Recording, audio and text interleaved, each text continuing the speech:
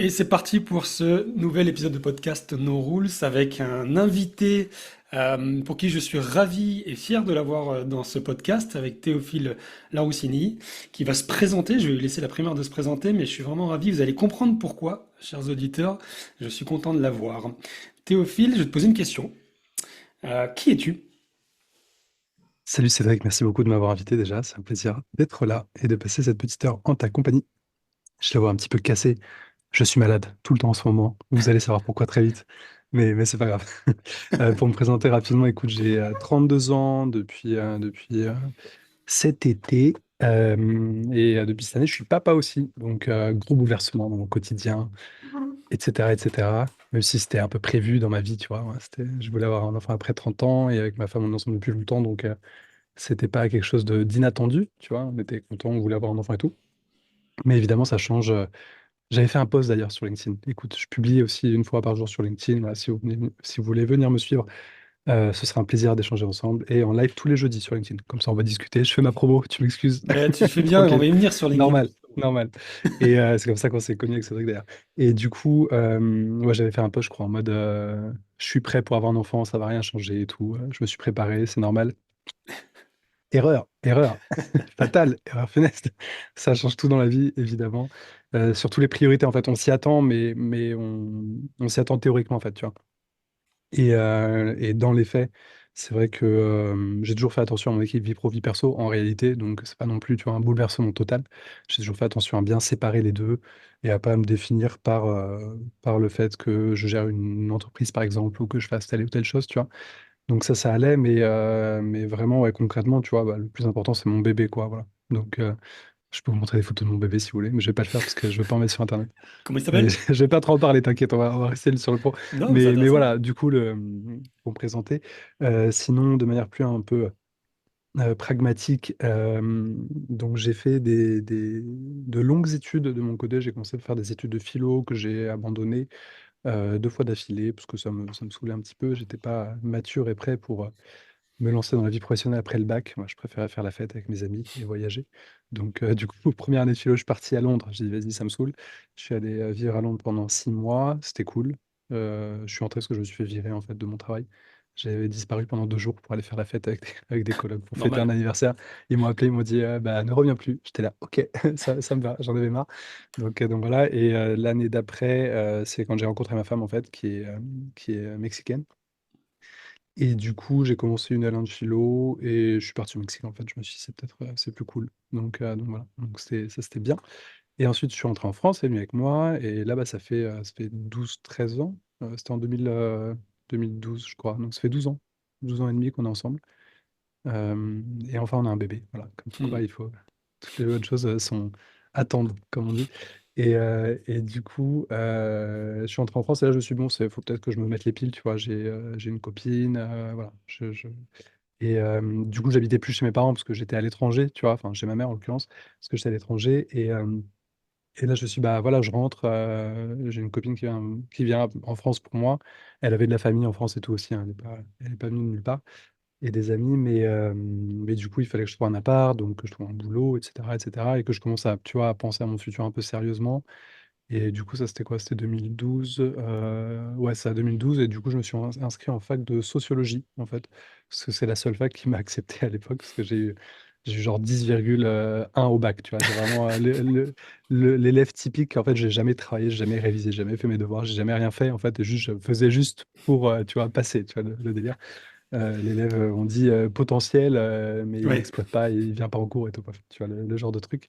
Et, euh, et du coup, ouais, je me suis inscrit en fac de sociaux. En fait, j'ai pu m'y inscrire parce que c'était la même fac que celle où j'étais en philo avant. Donc, j'étais déjà dans les. Administrativement, j'avais le droit de me réinscrire, en fait. Et du coup, je me suis dit, vas-y, bah, je voulais peut-être faire du journalisme, je savais pas trop, tu vois. Heureusement, j'ai pas fait ça.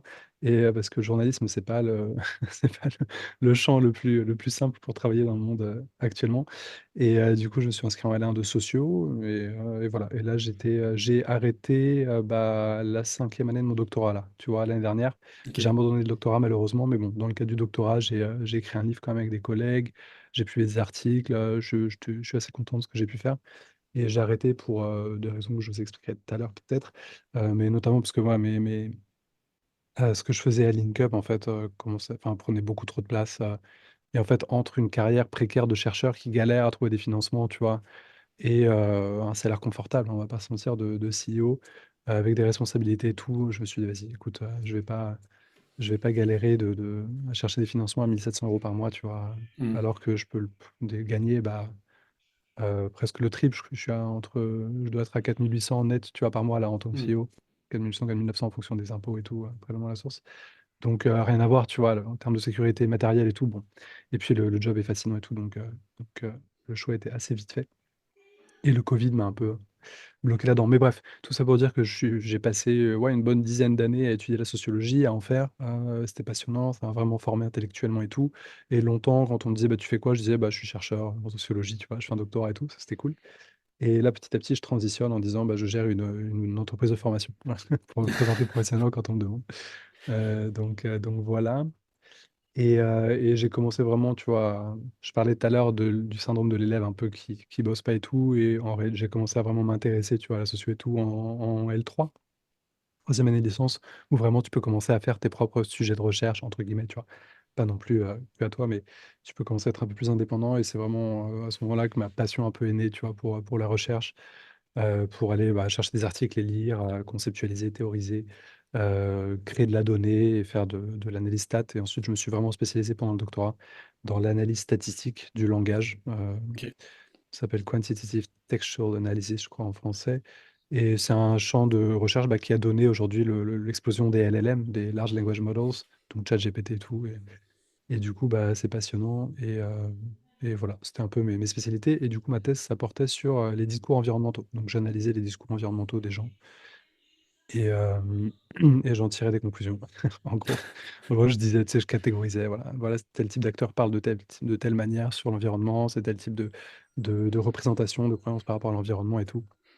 Et ça permettait de faire des cartographies des acteurs. C'était bien cool. Voilà. Et ensuite, j'ai arrêté parce que, comme T'as je l'ai un exemple évoqué, de discours? pardon. T'as un exemple d'acteur discours environnemental, comme tu dis? Ouais, bien sûr, il y en a plein. Il y a un gros discours qui est assez présent. Tu sais, quand on parle de développement durable, de croissance verte, je sais pas si tu vois le genre de truc. Ça, c'est un discours qui a démarré dans les années 70 Hmm. en réaction à un livre qui s'appelait Les limites de la croissance, qui est assez connu. Peut-être que tu le connais, mais c'est le rapport Meadows, ça s'appelle, qui en Ok. fait disait, bah, on pensait que les ressources étaient illimitées. Du coup, capitalisme tranquille, on va exploiter bah, à l'infini, quoi, pour croître à l'infini, pour avoir une croissance à l'infini. Et du coup, la prospérité économique va amener bah, le bonheur, le développement, etc. Ça, c'est un peu l'idée que développement économique égale bah, démocratie, en gros, tu vois, et augmentation du bonheur et tout. C'est une idée qui est assez qui a la vie dure, qui est parfois, il y a parfois une corrélation entre les deux. Évidemment, on est plus heureux en France que dans des pays où bah, tu peux pas te nourrir, on est d'accord. Mais après, le lien est pas si évident. Bref, je rentre pas dans le détail, mais et du coup, contre ce rapport-là, on a commencé à voir fleurir des discours qui émanaient d'organes officiels comme l'ONU notamment, donc des agences officielles et aussi des gros regroupements d'industries, donc ce qu'on appelle des lobbies aujourd'hui, qui disaient alors oui, il faut qu'on limite la croissance, mais il faut qu'on croisse, faut quand même croître en fait. On n'a Hmm. pas le choix, tu vois. Il faut qu'il y ait Hmm. de la croissance. C'est un peu un dogme économique, il faut qu'il y ait de la croissance. Et du coup, bah, ça a donné la croissance verte, ça a donné le développement durable. Et ce discours du développement durable, c'est un discours qu'on trouve beaucoup chez les responsables politiques de tous bords aujourd'hui, parce que, enfin, de tous bords, plutôt à droite qu'à gauche en l'occurrence, mais même à gauche, au PS, tu vois, la gauche un peu centriste, entre guillemets, c'est typiquement développement durable, EELV également, etc. Et à part notamment Sandrine Rousseau, je crois, enfin, qui fait un peu une ligne assez très à gauche, tu vois, chez ELV, qui parle enfin, qui remet en cause la croissance, et médiatiquement, ça commence à poindre un petit peu. Tu vois, il y a aussi, comment il s'appelle, Jean Covici, là, qui commence à dire, mais en fait, il va falloir se priver, les amis, là, il y a pas le choix. Ouais. Ouais, Tu vois, ouais. donc c'est quelque chose qui commence le vernis commence à se casser, mais pendant, Ouais. bah, c'est depuis les années 80. Le terme développement durable, je crois qu'il est apparu dans un rapport de l'ONU en 1981 ou 2, un truc comme ça, rapport Brundtland, un truc comme ça, je crois. Et ça fait quoi? 1980, c'était quoi? C'était il y a 40 ans? Ouais, Ah ça bah, fait 45 3 ans. ans que, tu vois, le consensus, un peu, entre guillemets, autour du développement, enfin, de la crise climatique, c'est l'idée qu'il faut avoir une croissance verte. Et ça, bah, en fait, quand tu fais de l'analyse de discours, bah, tu vas simplement faire de la relation logique entre des mots. Donc, tu vas Ouais. faire du rapprochement statistique. Et dans ce cadre-là, bah, il y a des mots qui vont ensemble Donc développement durable, croissance verte par exemple. Économie, tu retrouves beaucoup le terme économie, tu retrouves beaucoup le terme industrie, tu retrouves beaucoup le terme industrie, je viens de le dire, pardon. Et beaucoup nucléaire aussi. Le nucléaire, le développement du nucléaire en tant qu'énergie, c'est quelque chose qui a vraiment accompagné, tu vois, cette mise en place du délire développement durable, avec l'idée qu'on avait une énergie, bah, illimitée en fait, tu vois? Qui était là, qui est propre, qui est illimitée, et avec tout un mythe aussi, un truc qu'on n'a jamais réussi à faire, mais du réacteur autonome. Donc ça, il y a eu plein de projets depuis les années 80 en France pour essayer de le faire. On n'a toujours pas réussi, mais c'est un peu l'un des grands trucs, du nucléaire, c'est de faire des réacteurs autonomes qui sont autosuffisants et du coup qui permettraient d'avoir une croissance durable, voilà. Sauf que, Mhm. bah, physiquement, c'est pas possible en fait, c'est le problème et donc petit à petit le discours se craquelle. Voilà un peu le genre de délire que je faisais, en doctorat et C'est que j'ai un bah, petit peu c'est arrêté. passionnant. C'est passionnant. Ouais, C'est ouais. quoi ton avis, toi, sur la question? Climatique, Bah, environnementale? je pense que, on a pas de choix. Alors, c'est mon avis en tant que citoyen, tu vois, ou, Ouais, bien sûr, en tant que personne. bah, je pense que, en fait, on est face à un problème, en fait, hein, puisque, à mon avis, je pense qu'on a de la chance d'être en France, déjà, premièrement, parce que, plus on est dans un pays riche avec des capacités, d'adaptation en termes financiers et monétaires. On l'a eu avec le Covid, par exemple, tu vois? Le Covid, ça a été un gros choc, mais on a réussi à l'absorber parce qu'on est un pays riche. Donc déjà, on a de la chance d'être en France. Pour ceux qui habitent pas au bord de la mer, ils ont de la chance. Donc si tu vas en France, notamment, bah, en Martinique ou dans les DOM-TOM de manière générale, ou dans le sud de la France avec toutes les inondations qu'on voit de plus en plus, tu vois? Bah, désolé pour vous, les amis, si vous êtes dans ces zones-là, parce que vous allez prendre cher, a priori. Et si on n'est pas dans ces zones-là, bah, déjà, on a un petit peu de chance et de manière générale, toutes choses égales par ailleurs, en France, on a un peu plus de chance qu'ailleurs, hein, tu vois? En Europe, en tout cas, même si on va avoir un réchauffement un peu plus fort que d'autres. Mais on a des capacités financières et organisationnelles d'absorber le choc, quoi. Donc déjà, première chose, c'est ça. Et je pense que c'est un peu inévitable, hein, à mon avis. En fait, on a une trajectoire qui se corrige pas du tout, avec des forces un peu en opposition qui commencent à être de plus en plus visibles. Tu vois, le climato-scepticisme, il commence à avoir une chambre d'écho assez forte, même si ça reste hyper minoritaire. Mais le problème, c'est que en fait, il se transforme, de manière un peu, tu vois, un peu, un peu vicieuse, Mm. avec, bah, écoute, tu vois à Barnier, hein, Barnier, on le taxait d'être un écologiste et cetera avant l'heure, mais au final, il fait absolument rien par rapport à ça et souvent l'idée qu'on a une contribution en termes de CO2 dans l'atmosphère qui est assez, faible en France, donc c'est pas à nous d'agir et cetera. Donc ouais, il y a beaucoup en fait d'effets pervers, tu vois, qui font qu'on a du mal à se coordonner collectivement pour faire ça, parce que ça implique des sacrifices. Sauf que si en France, on fait des sacrifices et qu'en Chine, on n'en font pas, bon, on va se faire bouffer économiquement. Donc, bref, tu vois, c'est une situation un peu inextricable et du coup, je pense qu'on n'en sortira pas tant qu'on sera pas au pied du mur.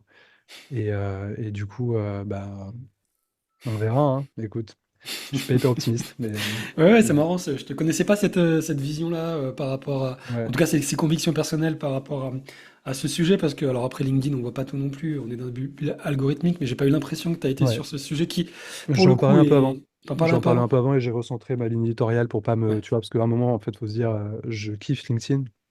Je pense qu'on aura le temps d'en reparler après, tu vois, bien mais sûr. j'utilise beaucoup. C'est un levier de développement de communauté, de aussi d'acquisition, tu vois, pour LinkUp. Et Mm. du coup, petit à petit, enfin, j'ai commencé en 2022, je crois, à vraiment publier, tu vois, à vraiment poster beaucoup, à développer une communauté.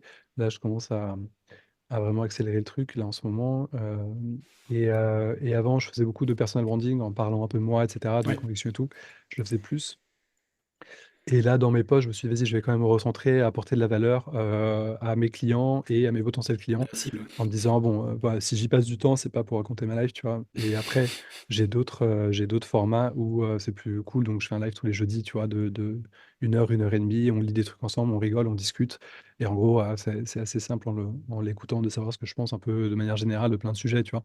Ouais, Donc, c'est pas que je me suis dit, vas-y, je peux plus en parler parce que ça pose problème, mais c'est juste que je me suis dit, bon, mon avis, c'est cool, tu vois, mais après, quelle valeur j'apporte aux gens, voilà, ça, c'est pas mes ouais, opinions politiques, tu vois. C'est euh, ouais. c'est Non, mais plutôt c'est. ce que je pense du coaching, etc., tu vois. Donc là, j'ai bien recentré l'éditorial et j'en suis assez content quand même. Ça m'apporte plus, je trouve, professionnellement de faire ça, tu vois. En Ouais. réalité, c'est quand même mieux, quoi. Mm. Ouais, ouais, tu sais, moi, ça fait aussi, ça va faire 3 ans que je suis sur LinkedIn maintenant. Mm. Et je te reconnais quelque chose parmi les directeurs d'école, d'académie, etc. Et j'ai moi-même été responsable de formation d'une autre académie, Mm. plus sur la partie suisse. Tu es certainement celui qui est le plus actif, qui quelque part contribue à une forme de modernisation du coaching, ou en tout cas Mm. d'accessibilité. Je parlerai même peut-être plus d'accessibilité, et on va évidemment y venir, c'est un sujet sur lequel je voulais aller. Mais avant ça, c'est étonnant parce que dans ta présentation, quand je te demandais qui tu étais, t'as commencé par parler de toi en tant que papa, Mm. premièrement, puis en tant que on va dire, étudiant qui aime faire la fête, et puis chercheur avec par rapport à tes études, mais très peu, ou en tout cas de manière très subreptice, pardon, l'aspect directeur d'école, entrepreneur, etc. Est-ce qu'il y a une raison particulière? Ouais, ouais, je pense que première raison, c'est que c'est quelque chose qui est être dirigeant et entrepreneur. Enfin, donc je suis CEO en fait, de président directeur général. C'est quelque chose qui est très prenant au quotidien, tu vois. C'est beaucoup de charge mentale et tout. Et du coup, si je peux éviter que ce soit, en fait, j'essaie de mettre en place tous les garde-fous que je peux pour Ok. éviter que ça me pose des problèmes psychologiquement.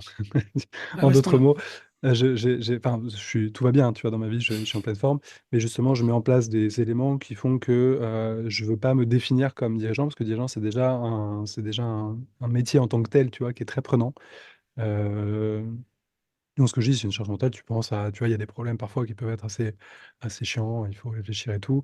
Il y a beaucoup de choses à gérer, beaucoup de choses à faire et tout. Et il y a beaucoup d'autonomie aussi, ce qui est parfois fatigant, tu vois. C'est-à-dire qu'en fait, personne ne me dit quoi faire, quoi, en gros. Donc, et du coup, forcément, bah, ça implique une grosse responsabilité sur plein de choses, sur plein de projets qu'on lance, qu'il faut chapeauter, sur, tu vois, des teams à plus ou moins manager, ce genre de choses. Et, euh, et donc, je pense que peut-être que, je sais pas si c'est partagé, mais j'ai l'impression que beaucoup de dirigeants ou dirigeantes bah, vivent ce type de quotidien, tu vois. Et je pense que si je mets pas des garde-fous a priori, tu vois, assez drastiques, bah, j'ai un peu peur de perdre le contrôle, tu vois. Je me dis, voilà, je veux pas, tu vois, passer mon temps à penser à mon boulot, parler que de mon boulot. Donc quand je suis en dehors de mon travail, j'en parle pas, tu vois, avec mes amis, quand je sors et tout, enfin, ils savent ce que je fais, il y a pas de problème, tu vois, je peux en parler vite fait, mais juste en restant dans du small talk, tu vois. Et très vite, moi, je préfère dévier la conversation, parler d'autres choses, parce que je veux pas, voilà, je veux pas me restreindre à n'être que euh, le dirigeant, tu vois, d'une entreprise, un entrepreneur, quoi. Et le problème de ce métier, de cette position, c'est que ça a tendance à être assez euh, prenant, quoi. Tu vois, et ça a tendance, si tu fais pas attention, à bouffer toutes les parties de ta vie. Tu vois, et du coup, je préfère voilà, mettre de la distance entre moi et ce rôle que j'aime beaucoup. Et c'est pas que voilà, c'est pas que je l'assume pas ou quoi que ce soit, hein. Et de toute façon, bah, vu comme je suis visible sur LinkedIn et que je dis que je le fais, enfin, j'ai pas tu vois, de problème par rapport à ça. C'est quelque chose que je mets en avant dans un cadre professionnel. Mais quand il en vient de mon identité, de qui je suis, de comment je me présente, tu vois, dans un cadre un peu informel comme le podcast, tu vois, en l'occurrence, que là, je pitch pas des investisseurs, par exemple, ou je suis pas dans un call client ou un truc comme ça, tu vois. J'ai rien à te vendre, voilà. Donc on discute, on réfléchit ensemble, c'est cool, on passe un bon moment. Et du coup, dans ce type de cadre, j'évite enfin, tu vois, naturellement, en fait, je me Hmm. définis pas premièrement comme ça, quoi, tu vois. Ouais. Et Ouais, c'est un truc que je fais, et après, j'ai des projets et tout, c'est cool, et j'en parle avec plaisir. Mais je préfère, ouais. Ouais. Ça a toujours été une question comment on se présente et tout, tu vois. ouais, bien sûr. C'est vrai, je me demande comment tu te présentes, toi, Cédric, d'ailleurs. Dis-moi, genre, Bah, quand c'est on me une dit tu bonne fais quoi dans la question. vie, tu dis quoi? Bah, merci de me Je fais des retourner les questions. podcasts. Je fais des Je suis podcasts? coach. Non, Si, je non, suis non, coach. non, non, mais je vais te répondre mais avant de te répondre, c'est hyper intéressant ta position par rapport à l'identité parce qu'en fait, on se définit par rapport à l'identité et je considère qu'il y a l'identité en tant qu'individu et en tant que personne et je fais une différence, c'est-à-dire que l'individu Mm. se définit par rapport à une norme sociale, à un groupe social et un dirigeant est un individu d'une société. Une personne se définit par rapport à sa personnalité, ses valeurs et son unicité. Et j'ai tendance plutôt à me définir moi par rapport à la personne que je suis plutôt par rapport à l'identité. Et donc Mm. qui je suis, ben, je suis un gars qui aime bien la simplicité, l'audace, beaucoup rire, qui aime la montagne, qui aime les trails et qui depuis qu'il est tombé dans l'entrepreneuriat se nourrit pleinement chaque jour des rencontres, des échanges et des opportunités qu'il crée. Et après, en tant qu'individu, je me considère avant tout comme un entrepreneur avant d'être un coach. Et c'est pour ça que c'est intéressant ta présentation, parce que cette distance émotionnelle que tu mets pour te préserver de cette charge mentale et ton équilibre professionnel privé, comme tu l'as dit au départ, me paraît et te paraît hyper important, et je suis d'accord. Donc c'est super intéressant. C'est quoi le quotidien? C'est quoi ton quotidien du coup? Ouais, je te réponds en zone. J'aime beaucoup ce framework-là de présentation que tu proposes. Avec Ah, les, c'est voilà, moi, je suis gentil. quelqu'un qui aime faire ça, etc. J'aime beaucoup la montagne aussi. Ah Quand on bah, a des trucs à. on se verra en montagne bientôt alors. Avec plaisir, écoute. J'y vais à Noël, là, pour le coup. Ah, où ça? J'espère Quel qu'il y aura de coin? la neige et que je pourrai skier. Vers Gap, dans les Alpes Ah du ouais, Sud. sympa, Gap. Très bien, j'ai fait un Bon, trail c'est là-bas. tap tap, Ouais, quoi. c'est peut-être Hmm. pas beaucoup de neige, mais je te souhaite qu'il y en ait quand même. Ouais, ouais, c'est pas très haut, donc on verra. Écoute, au Hmm. pire des cas, il n'y a pas de neige et je peux monter sans problème en voiture, donc c'est pas plus mal. Ouais, ouais, ouais, On c'est dira. clair. Voilà. Au niveau de mon quotidien, écoute, bah, en ce moment, je me lève entre 6h et 7h avec bébé. Ok. C'est un peu tôt, un petit peu tôt, mais du coup, bon, je vais me coucher très tôt en ce moment parce que je suis crevé. Autre problème d'avoir un bébé, c'est qu'on est malade tout le temps. Donc là, vraiment, je recommence à être malade, tu vois, vraiment toutes Eh les ben semaines. ouais, tu chopes ces Ça, je l'ai dit en maladies. live, je radote. Je pense que ils en ont marre, mes amis du live, là. À chaque C'est fois, je vrai. dis, chaque semaine, je suis remalade, tu vois. Et là, je suis retombé malade hier soir, là, tu vois, j'ai un truc dans la gorge, j'espère que ça va passer. Parce que demain, j'ai un shooting photo, d'ailleurs, les amis. Donc, Beau ce gosse. serait relou que je sois malade, mais bon, on verra. Et du coup, ouais, vers 6h, tu vois, on commence à entendre. Tu sais, qui commence à se réveiller, donc on le met dans le lit avec nous, 6h30, tu vois, on essaie de se réveiller vers 6h40, 7h, tu vois, minimum, parce que sinon c'est dur quand même. Petit biberon, donc le matin, c'est routine du matin bébé, tu vois. Je te fais toutes mes routines ou tu veux, Ouais, vas-y, je te vas-y, fais vraiment on part en voilà. mode routine lifestyle, quoi. Routine d'entrepreneur, let's go, Voilà. allez. Petit biberon, machin, machin, on change et tout, on prépare. Moi, en général, je me fais un petit... Déjà, là, en ce moment, j'ai commencé un nouveau truc. Gros bol de thé vert le matin, tu vois. Donc je me réveille, le temps Ah que ouais. bébé se réveille et tout, je me fais mon gros bol de thé vert, ça je le bois. Ensuite, normalement, soit je me fais, j'ai vraiment des routines, hein, soit je me fais des œufs brouillés, soit je me fais un gros porridge, tu vois, donc full protéine, parce que je fais beaucoup de sport aussi, donc il faut que je mange bien. Donc le matin, je mange beaucoup. Et sinon, quand j'ai vraiment pas le temps, je me fais un shaker, donc prot, en général du collagène le matin, et après j'ai mes shakers de protéines par ailleurs. Donc collagène, petite recette pour vous les amis, Ouais, ça vas-y, vous on me bref. direz des nouvelles. Donc du collagène animal, parce que marin, ça coûte une blinde. Je suis végétarien, mais bon, je fais juste je prends du collagène animal, parce que sinon c'est trop cher autrement, et pas efficace. Donc ouais, shaker, voilà. Collagène, avoine, fruits, et un petit peu de sirop d'érable, tu vois, tac. On le mange, on est Bien. en pleine forme. Ensuite, bah, routine de, tu vois, skincare et tout, ça va être dans machin normal. Et je prends le métro vers 8h30, je pense, pour aller au bureau. Avant, je télétravaillais beaucoup. J'ai passé, je crois, après il y a eu le Covid, mais en dehors, tu vois, depuis le Covid, j'ai dû passer genre 2 ans presque full télétravail Ok. et j'ai fini par péter un câble, tu vois, j'en pouvais vraiment plus. Surtout qu'à l'époque, on habitait dans une espèce de studio, tu vois, avec une mezzanine qui avait une chambre. Et du coup, j'étais enfermé dans 30 mètres carrés, quoi. J'en pouvais plus. C'était très, très dur, très chiant.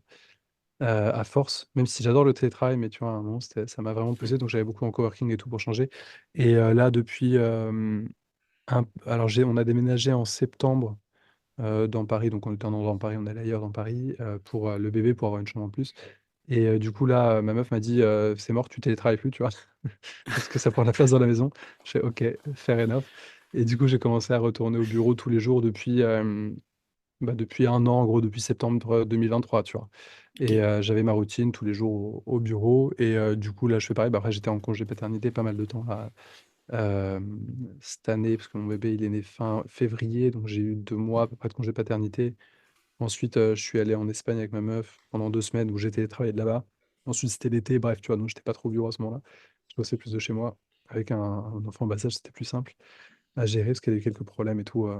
Avec la grossesse, là, elle va mieux. Et donc, c'était un peu. Il fallait gérer tout ça. Et du coup, là, ouais, je vais au bureau vers 8h30, j'arrive vers 9h, tu vois, petit café. Et dans les transports, ça, c'est le premier truc professionnel que je fais. LinkedIn. Donc, utiliser les transports pour le faire, les amis, sur LinkedIn, c'est important, je pense que tu le sais aussi, d'interagir avec les autres, en fait. Si vous voulez avoir du reach, si vous, voilà. C'est, entre guillemets, un peu une raison utilitaire, mais aussi ça donne de la force à d'autres créateurs, ça permet de partager et de pas subir. Pardon, excuse-moi, j'ai mon téléphone qui a sonné, tu m'entends? Ouais, très bien, ça va pas bouger. Ouais, ok, c'est bon, c'est mon casque qui switch, en fait, d'un appareil à l'autre, c'est un peu relou. Du coup, je tège mon téléphone. Pardon. pour l'interruption. Aucun souci. Ouais, du coup, j'ai 30 minutes de métro le matin et là, j'utilise vraiment full. En gros, je programme mes posts pour qu'ils soient publiés vers 8h15, tu vois? Donc 8h15, c'est-à-dire que ok. quand je rentre dans le métro, mon post, il a déjà 15-20 minutes. Il y a déjà des commentaires auxquels je peux commencer à répondre. J'ai mes listes de créateurs, que je vais regarder et dont je vais commenter le post du jour, tu vois? Donc j'en profite, je fais tout, en fait. J'essaie de voilà, du moment où j'entre dans le métro au moment où j'arrive au bureau, mon but, c'est d'avoir fait tout ça pour me libérer après la journée, tu vois? Après, je continue à répondre petit à petit, parce que c'est important de répondre aux commentaires sur vos posts si vous voulez, être un peu Ouais. poussé par LinkedIn quand même. Je le fais petit à petit, tu vois, dans la journée, mais après, voilà, je fais en sorte que ça cannibalise pas ma journée de travail parce que sinon c'est un peu chiant, en fait. Après, bon, faut pas enfin, mon job, c'est pas d'être, content creator sur LinkedIn non plus. Donc faut faire attention. Mais Faut du coup, faire je attention. t'arrête juste là-dessus parce que c'est Vas-y, ouais, je important t'en pour prie. ceux qui nous écoutent. Mmh. Donc, tu programmes tes posts qui sont quotidiens à 8h15. Ensuite, du coup, tu réponds à tous les, tu essaies de répondre aux commentaires. Et tu as une, c'est intéressant ce que tu dis, tu as une liste de créateurs que tu vas aller commenter pour bénéficier de leur visibilité, j'imagine, ou t'instruire parce qu'ils sont intéressants. En Mmh. plus du fait que tu réponds au fil de la journée à tout ce qui peut arriver. Et tu fais ça tous les jours de Tous la les jours. semaine. Ok, Ouais, très bien. Ok, super. ouais. Et t'arrives à quelle heure au boulot? 9h à peu près. Donc, t'as En pendant fonction de quand je 45 prends le minutes, métro, quoi. tout, tu vois? Mais je j'ai 30 minutes en fait, j'ai 30 non, 30 non, parce que minutes, mon ok. poste, je le prends à 8h15, moi, j'ai 30 minutes de trajet, quoi, tu vois? Ok. J'ai 30 minutes de trajet, Et ton poste tes postes que tu programmes, genre t'as une routine le dimanche par exemple où tu fais ça pour toute la semaine, comment tu fais? Ou c'est la veille au ça soir? dépend, ça peut être, non, en général, avant je le faisais le dimanche, ouais, avant je le faisais le dimanche, mais maintenant j'ai un bébé, j'ai tu vois? C'est plus le week-end, je peux plus trop travailler, en fait. C'est Ok, vraiment mort, tu vois? Avant, je le faisais un peu et ça me dérangeait pas, c'était cool, tu vois? C'était pas non plus un problème pour moi, mais là, je le fais plus. J'essaie de vraiment de bosser dans mes heures de travail, c'est tout. Parce qu'en fait, tu peux pas, tu vois? Avec le bébé, c'est pas possible je vois. et j'ai pas envie en plus, surtout. Surtout, j'ai surtout pas du tout envie de le faire. Donc je vais pas m'infliger ça. En général, pour les posts, bah, c'est une demi-journée par semaine, tu vois? Tu fais une Ouais, ok, demi-journée où tu crées ton contenu, tu crées tes visuels, et tu programmes, quoi. Voilà. top. Ok, belle Donc routine. ouais, du Donc coup, tu t'arrives à neuf rajoutes heures une au boulot. demi-journée. Ouais, 9h au boulot, en général, je vais me prendre un petit café, un petit thé, tu vois? En fonction de ce que j'ai à faire et après ça dépend des jours. Par exemple, chez LinkUp, on a des bah, on a une formation certifiante, donc la boîte dont je suis, dirigeant, on forme au coaching, et on a une formation qui est certifiante, donc c'est-à-dire qu'il y a des jurys de certification où tu as, bah, des personnes qui viennent soutenir leur mémoire, voilà, je sais pas, je pense que tu as dû faire quelque chose de similaire, Ouais, même si tu pas formé chez LinkUp, pour avoir ta certif de coach et du coup, j'en ai à peu près un toutes les 2 semaines de jurys comme ça, donc c'est en général, c'est le mardi pour moi, ok, mardi ou mercredi et là, bah, c'est en fait, là, faut que même que j'arrive un petit peu avant et du coup, bah, en fait, tu te mets direct, tu te connectes et tu as les soutenances qui s'enchaînent et cetera, tu vois? Donc ça, c'est un type de jour. Sinon pour les journées où j'ai pas d'obligation, tu vois? En général, j'arrive, j'ouvre, du coup mes mails, Teams et cetera et en général, le matin, je vais gérer plutôt des trucs un peu organisationnels, tu vois? Donc par exemple, il fallait qu'on check, là on va mettre le paiement plusieurs fois en place donc tu vois, je faisais le benchmark, les trucs comme ça, tu vois? ok, Benchmark, ensuite tu prépares ton rendez-vous avec la personne, tu prépares les pièces du dossier, des trucs comme ça. Pareil, là, récemment, il fallait que je recommande des ordis pour des salariés, parce que leur ordi était assez vieux. Donc pareil, bah, tu benchmark, tu regardes les trucs qui te permettent d'avoir des flottes, en location pour éviter de sortir un gros billet en trésor, tu vois? Ce genre de bref, des trucs un peu de gestion, de base, quoi, tu vois? Ça, c'est plutôt le matin. Je fais aussi, souvent, tu vois, le matin, je fais aussi souvent de la veille, sur des opportunités, tu vois, de développement. Donc là, tout à l'heure, j'étais en train de regarder un truc sur, comment booster des pages entreprises sur LinkedIn pour, en fait, ça me créer parle. un funnel d'acquisition, tu vois? Bref, Ok, des trucs comme ça parce que, si vous êtes sur LinkedIn, vous avez déjà entendu que les boîtes entreprises, ça marche pas très bien exact. comparé à des pages perso. Il y a des exceptions, en fait, mais il faut vraiment bosser des tunnels d'acquisition très spécifiques, avec des méthodes spécifiques et tout, en créant des sous-domaines. Enfin bref, c'est un truc un peu spé qui a l'air cool donc tu vois, du coup, en fait, ouais, voilà, je teste des outils, je teste des méthodes, tu vois? Et je me dis: «Vas-y, est-ce qu'on implémente ça? Est-ce qu'on l'implémente pas? Quelles, ressources on va avoir besoin pour le faire?» Ce genre de trucs et ensuite, tu vois, ça en général le matin, je fais ça de la veille de ce type-là, quoi, tu vois? De la veille Top. de ce type-là, donc c'est plutôt cool. Après, parfois, il y a des trucs, qu'il faut faire absolument donc tu vois, des tâches, voilà. J'ai pas trop de j'ai pas une organisation hyper martiale non plus, tu vois? Donc voilà, quand il y a des jurys, je le fais. Le jeudi, j'ai mon live à 11h, donc en général, vers 10h, je me mets en mode, je me prépare, tu vois? Donc j'envoie un rappel aux participants, je commence à relire un peu l'article qu'on va lire, je prépare un peu la prise de parole et tout Je me relaxe aussi, tu vois, ce genre de truc. Donc voilà, ça dépend, ça peut dépendre des jours, mais souvent le matin, je suis plus sur de la veille, sur des trucs comme ça. Et l'après-midi, ça va plus être de l'écriture, ça va plus être tu vois, sur les produits qu'on a. Et là, on est en train de lancer un SaaS, en fait, donc de la Ah ouais, gestion de projet, etc. Là, on est dans la dernière phase, donc je fais plus trop d'accompagnement quotidien. Mais tu vois, quand on était dans la phase directe, on faisait un stand-up à la fin, bah, tous les jours, à la fin de la journée. Donc, ça faisait, ouais, à préparer une bonne heure, plus une bonne heure de call, de review, tu vois, de l'ensemble des features et tout, des devs, qu'est-ce qui s'est bien passé, qu'est-ce qui s'est mal passé, est-ce qu'on peut aller plus vite, ce genre de trucs.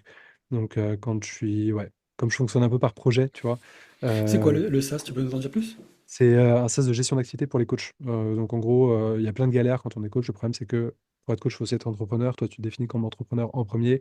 On a remarqué une pain chez les coachs, c'est que bah, souvent, tes clients, tu vois, ça devrait être ta première préoccupation, mais souvent, c'est compliqué de penser qu'à ton métier, en fait, parce que tu as 1000 choses à faire à côté. Il faut faire tes déclarations, ça, il faut gérer tes devis, tes factures, il faut trouver des clients, il faut C'est prospecter, surtout ça, ce ouais. genre de truc. Mm.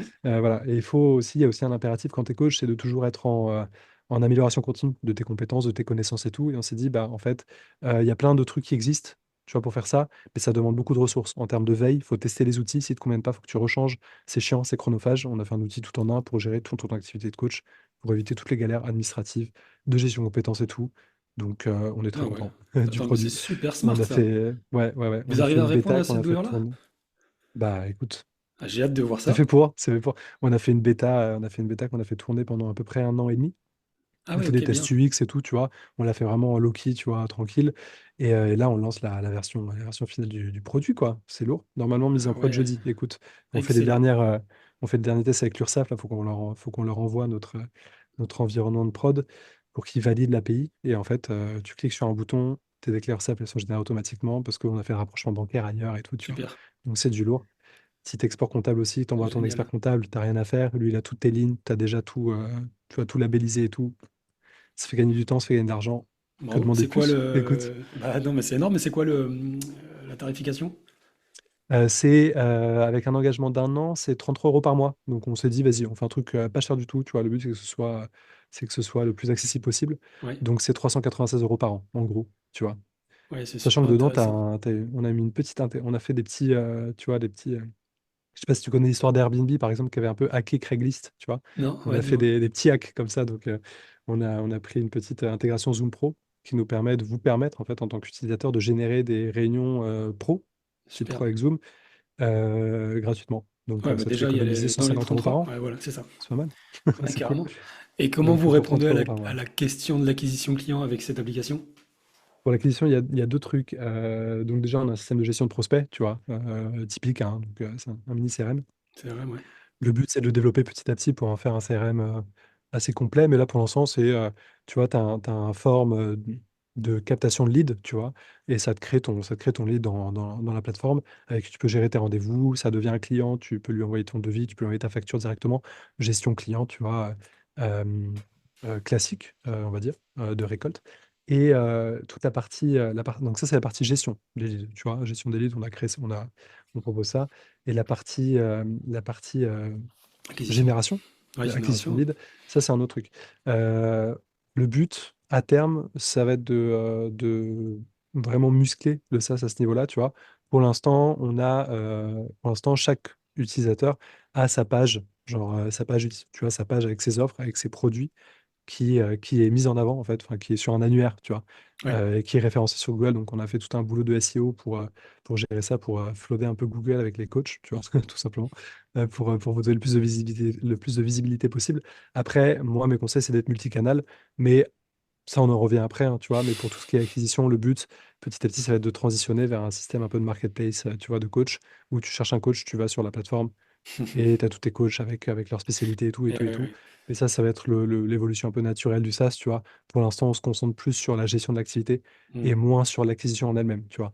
Parce que je pense que c'est deux métiers quand même qui sont un peu différents et Ah, ça nous aurait demandé c'est beaucoup d'efforts, tu vois, de faire les deux complètement, de front. On s'est dit, complètement. vas-y, on y va pas à pas, les amis, tu vois. On Ouais, y va non, mais c'est tranquille. super parce Ouais. que, alors c'est le gros challenge, hein. Il y a beaucoup de SaaS qui essaient de se Mm. développer sur ça, hein, sur des plateformes pour les coachs, pour se mettre en avant, pour Mm. trouver des clients. Mais Et en plus, ouais, il y a déjà un marché, tu vois, Il y a déjà un marché. donc Mais CoachHub il et tout, tu répond vois, pas qui sont très encore. bien, mais Ouais, mais pas c'est pas trop. encore. Mais bon. Non, ça marche pas encore. Non, mais c'est. Waouh! Écoute, du coup, je Hmm. vois ta patte entrepreneuriale et ça Bah te là, c'est ça. un peu le truc qui me chauffe et tout, tu vois, parce que la formation professionnelle, tu disais, tu vois, il y avait peu de directeurs et directrices d'école qui sont présents sur LinkedIn et que je casse un peu l'image et tout.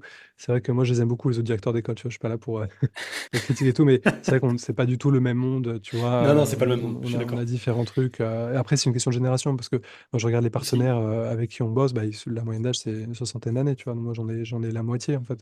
Donc, c'est aussi normal, tu vois. On a des usages qui sont différents et des volontés différentes. Et beaucoup en plus sont eux-mêmes formateurs et coachs, ce qui n'est pas mon cas.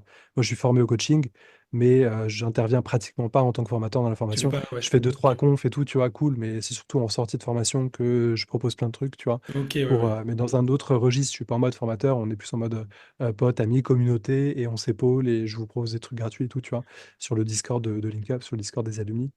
Ouais, t'as un Et j'ai un Discord. rapport complètement différent à ça. Et c'est vrai que moi, ce qui m'intéresse plus, c'est moins la gestion d'entreprise de formation avec tous ces déboires administratifs et tout, tu vois, le CPF, le RNCP et tout. Ces trucs qui sont intéressants et importants, mais ça me fatigue en fait, tu vois, c'est trop compliqué. Voilà. Donc, nous, on a chez LinkUp, tout est en ordre, c'est-à-dire on a toutes les certifications possibles, donc ISO 9001, Calliope, machin, tu vois, tous les process sont optimisés pour offrir la meilleure expérience aux clients et la meilleure expérience aux collaborateurs aussi, hein, pour qu'ils travaillent dans les meilleures conditions, tu vois. Et après, tu vois, en interne, en fait, c'est pas trop moi qui gère le quotidien de l'OF en tant que tel, tu vois. Donc, tout ce qui est dossier administratif et tout. On a une directrice relation client chez LinkUp qui s'appelle Béatrice Girard, qui est très bien, qui est coach, elle, pour le coup, et qui gère tout ce qui est relation client au niveau de l'OF, tu vois. Moi, je suis plus sur le développement, sur la R&D, sur la qualité des T'es sur programmes, la des produits, stratégie. et c'est plus ça que je kiffe en réalité, tu vois. C'est plus ça Mais que je ça fais et que s'entend. j'aime faire. Ouais. Ça s'entend pleinement. Juste pour savoir, combien de salariés tu as chez LinkUp? Chez LinkUp, on est très salariés. On est très salariés et ensuite, il n'y a pas de formateurs parmi nos salariés. Nos formateurs, ils sont pas salariés parce qu'ils sont coachs en fait par ailleurs. Presta, quoi. Et Ok. du coup, on a, ouais, sur les formateurs un peu référents qui interviennent sur notre formation, tu vois, en tant que formateur référent et Ouais? formatrice référente, ils sont 8. Et on a une équipe ensuite de personnes ressources, entre guillemets, tu vois, donc des personnes qui vont venir en tant qu'observateurs ou pour épauler un formateur sur certains ateliers, sur certaines parties, tu vois. Donc parfois, tu as deux formateurs face à toi dans un groupe. Et ces personnes ressources qui peuvent aussi intervenir en jury de certif, tu vois, donc des professionnels de manière un peu générale, bah, il y en a une dizaine de plus, tu vois, une Ouais, un beau 10-15, pool, je quoi. dirais. Un bon pool, Donc ouais. en tout, on doit être ouais, entre 30 et 40, tu vois. Ouais, ça commence à Ouais, faire, ouais. ouais, Ouais, voilà. mais du coup, le succès de LinkUp, parce qu'aujourd'hui, Hmm. moi, de ma fenêtre extérieure, je trouve que LinkUp, c'est une des écoles qui marche le mieux, Bah, je crois s'explique. Je pense qu'on est leader du marché, hein, Ouais, je pense. largement, En tout cas, en assez, France, assez c'est loin, sûr, ouais. ouais. Ouais, ouais, ça se. Ouais, ouais, ouais. Ah oui, non, En je parle France. pas des Anglais, des Américains, ça c'est un autre monde, hein, mais Les Chinois, tout ça, même on en les connaît Europe, pas. ouais. Dans le Non, monde mais ouais, ouais, non, francophone, je mais pense, ouais. en Hmm. volumétrie, ça se voit. Puis moi, je te dis, j'ai beaucoup de. Ben, moi, dans mon activité, j'accompagne pas mal de coachs de LinkUp notamment. Et puis ça se voit en termes de volumétrie. Puis même déjà à l'époque, quand j'étais Hmm. responsable de formation, on entendait beaucoup, beaucoup parler de LinkUp. Hmm. Et puis par ailleurs, je me suis formé à la PNL avec Camille Lagrenaudy, que tu Ah dois oui, oui, oui, qui est connaître. un ancien formateur de LinkUp. Et Ouais, voilà. tout Et à quand fait. j'ai été à la formation, il y avait une trentaine de coachs et j'étais le seul qui venait pas de LinkUp. Donc je me suis dit, quoi, c'est quoi C'est cette vrai. école, quoi? Il y a une secte ou quoi là-bas? Après, C'est quoi le Camille, truc? il Ah, avait il ses, est bon, bah, il est du bon. coup, il le connaissait parce Ben oui, qu'il venait de je sais, LinkUp et tout, c'est donc bien.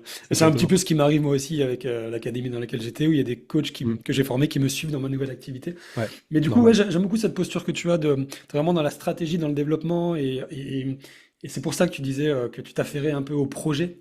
Et le SAS, c'est un super projet. Euh, Hmm. c'est c'est euh, c'est quoi ta vision du métier de coach pour demain? Je pense que en tant que coach, déjà, il y a des choses qui sont indéboulonnables, tu vois, qui sont consubstantielles du métier de coach, qui ne changeront pas. Donc déjà, le coaching, c'est une relation entre deux personnes, ou plus si tu fais du coaching d'équipe, hein, évidemment, mais là, je vais parler que ce soit plus simple du coaching, tu vois, One One, ouais. qu'on imagine dans le one-one, hein, parce qu'après, il y a coaching stratégique, coaching de quotidien, coaching d'équipe. Je ne vais pas rentrer Ouais, dans ces d'accord. détails, parce que on va rien comprendre après. Mais du coup, il y a deux, trois, tu vois, essentiels, quoi, je pense, donc c'est une... on a essayé de le définir avec les participants du live la semaine dernière, parce qu'on lisait un article de Juliette Funès qui critiquait le coaching, parce Ouais, qu'elle fait beaucoup j'ai ça. vu ton, ça devait être intéressant, j'ai pas pu venir, mais Ouais, ça ouais, va être pas mal. c'était passionnant. Et du coup, on avait dit quoi? Je ne me rappelle plus la définition à laquelle on était arrivé. Mais en gros, bon, le coaching, déjà, il faut qu'il y ait une relation entre deux personnes. La qualité de cette relation, sur la qualité de cette relation repose une grande partie de la réussite du coaching. Et le rôle du coach, en général, c'est de faire en sorte de créer cet espace, enfin, un espace relationnel. Donc chez LinkUp, on appelle ça rapport collaboratif. Je sais pas si c'est pareil dans toutes les écoles, mais c'est un vocable qu'on retrouve assez souvent. On parle d'alliance de travail aussi souvent. Mm. C'est plus issu de la thérapie, ça, mais ça marche aussi pour le coaching. Et le but, c'est de créer cette relation donc collaborative de travail vers un objectif et avec un engagement commun des deux parties. Tu vois. Donc en tant que coach, ton rôle, c'est pas d'apporter des solutions, des conseils, etc. Je fais un peu la base, hein, coaching 101 des amis là, mais Très bien, c'est très pas bien. d'apporter des solutions, des conseils et tout, mais de créer un espace dans lequel la personne va pouvoir se projeter. Dans un premier temps, je crois que c'est mon post de ce matin d'ailleurs, parce que je l'ai repris d'un autre post où je parlais du coaching et quelqu'un m'avait posé une question en mode ouais, c'est quoi le processus du coaching pour toi, tu vois? Et j'avais dit bah il y a trois étapes. Première étape, tu définis un objectif. Deuxième étape, tu explores, tu fais ce qu'on appelle une exploration contextuelle, donc tu regardes tes ressources et quelles sont les ressources qui te permettent d'atteindre cet objectif et quels sont les freins qui pourraient t'empêcher de l'atteindre, en fait, tu vois? Donc ça va être des croyances limitantes, des peurs, aussi des tu vois, des choses matérielles, hein, par exemple, certaines impossibilités et à l'inverse, les ressources, bah, ça peut être à l'inverse des croyances aidantes, donc des valeurs fortes et cetera, tu vois? Et ça peut être aussi, bah, simplement, bah, un réseau professionnel, des opportunités que tu peux saisir, enfin, tu vois? Ce genre de trucs de manière générale. Et troisièmement, c'est la mise en action, donc créer un plan d'action efficace pour atteindre l'objectif. Donc, avec une stratégie de petits pas ou pas, hein, ça peut dépendre de l'objectif d'où tu en es dans ta life et dans le processus de coaching. Et dans tout ça, en fait, celui qui travaille, c'est pas le coach, c'est le client. C'est ça la spécificité du coaching. C'est que le but, c'est de pas apporter des solutions extérieures parce que d'abord, on vise l'autonomie, premièrement, et deuxièmement, on veut pas parasiter le travail du client par nos conseils, par notre expérience, par notre vécu. Donc, en tant que coach, on doit faire attention à ne pas apporter notre histoire personnelle et notre expérience dans le coaching, ou en tout cas de le faire le moins possible de manière à pas parasiter le client. Ça, c'est ce qui est Mm. un peu dur avec le coaching. Donc le futur du coaching pour moi, là-dedans, tu vois, cette base-là, je pense, ne changera pas parce que c'est l'essence même du coaching, cette relation, cette qualité de relation. Elle peut se faire en présentiel ou en visio, hein. Le coaching en visio, ça marche très bien. Il y a plein d'études qui le montrent. Pardon, Je t'en prie. j'ai un truc dans la gorge. Donc, ça après, ouais, l'évolution, ça peut tout à fait être du coaching en vidéo. Bon, Attends, je suis en regarde. train de m'étouffer. Si tu veux, tu pourras cut. Ouais, Je vais prendre t'inquiète, de l'eau. vas-y, prends de J'arrive. l'eau, prends de l'eau. Ça va mieux. Je t'en prie, pas de souci. Ça va mieux? Ouais, ouais, j'ai la gorge un peu sensible là. Ça fait Bah deux ouais. semaines que je tousse. Là, je tousse un peu moins.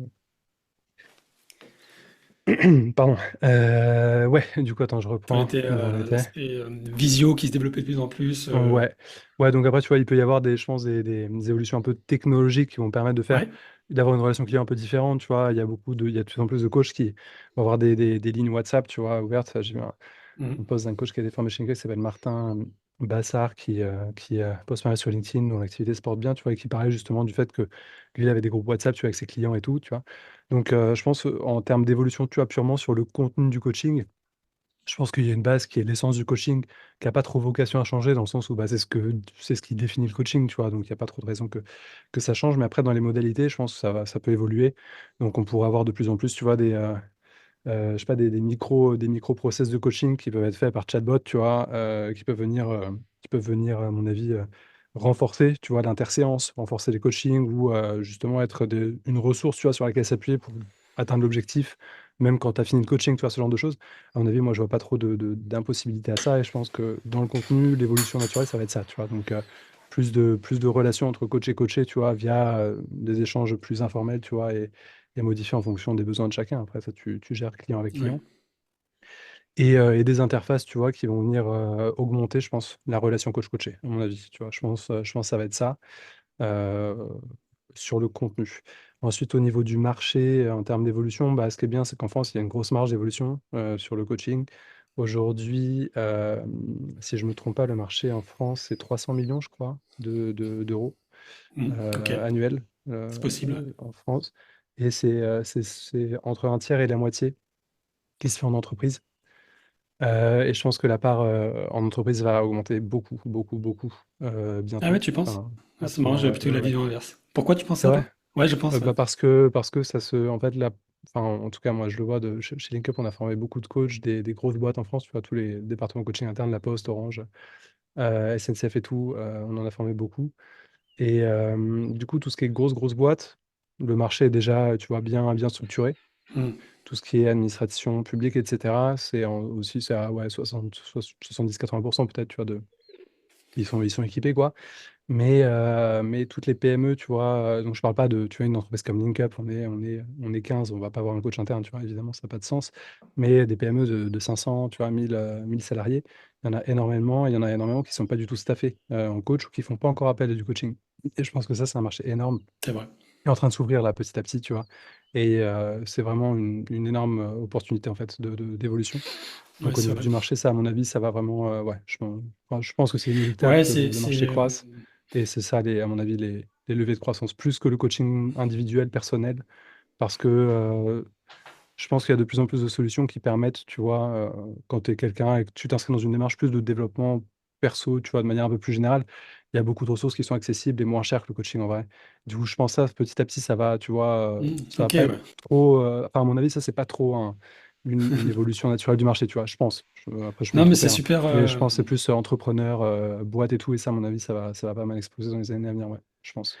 Ouais, c'est intéressant. Je te rejoins beaucoup sur l'aspect la relation collaborative, enfin, le relationnel Mm. avant tout sur l'aspect la manière dont le coaching se conçoit.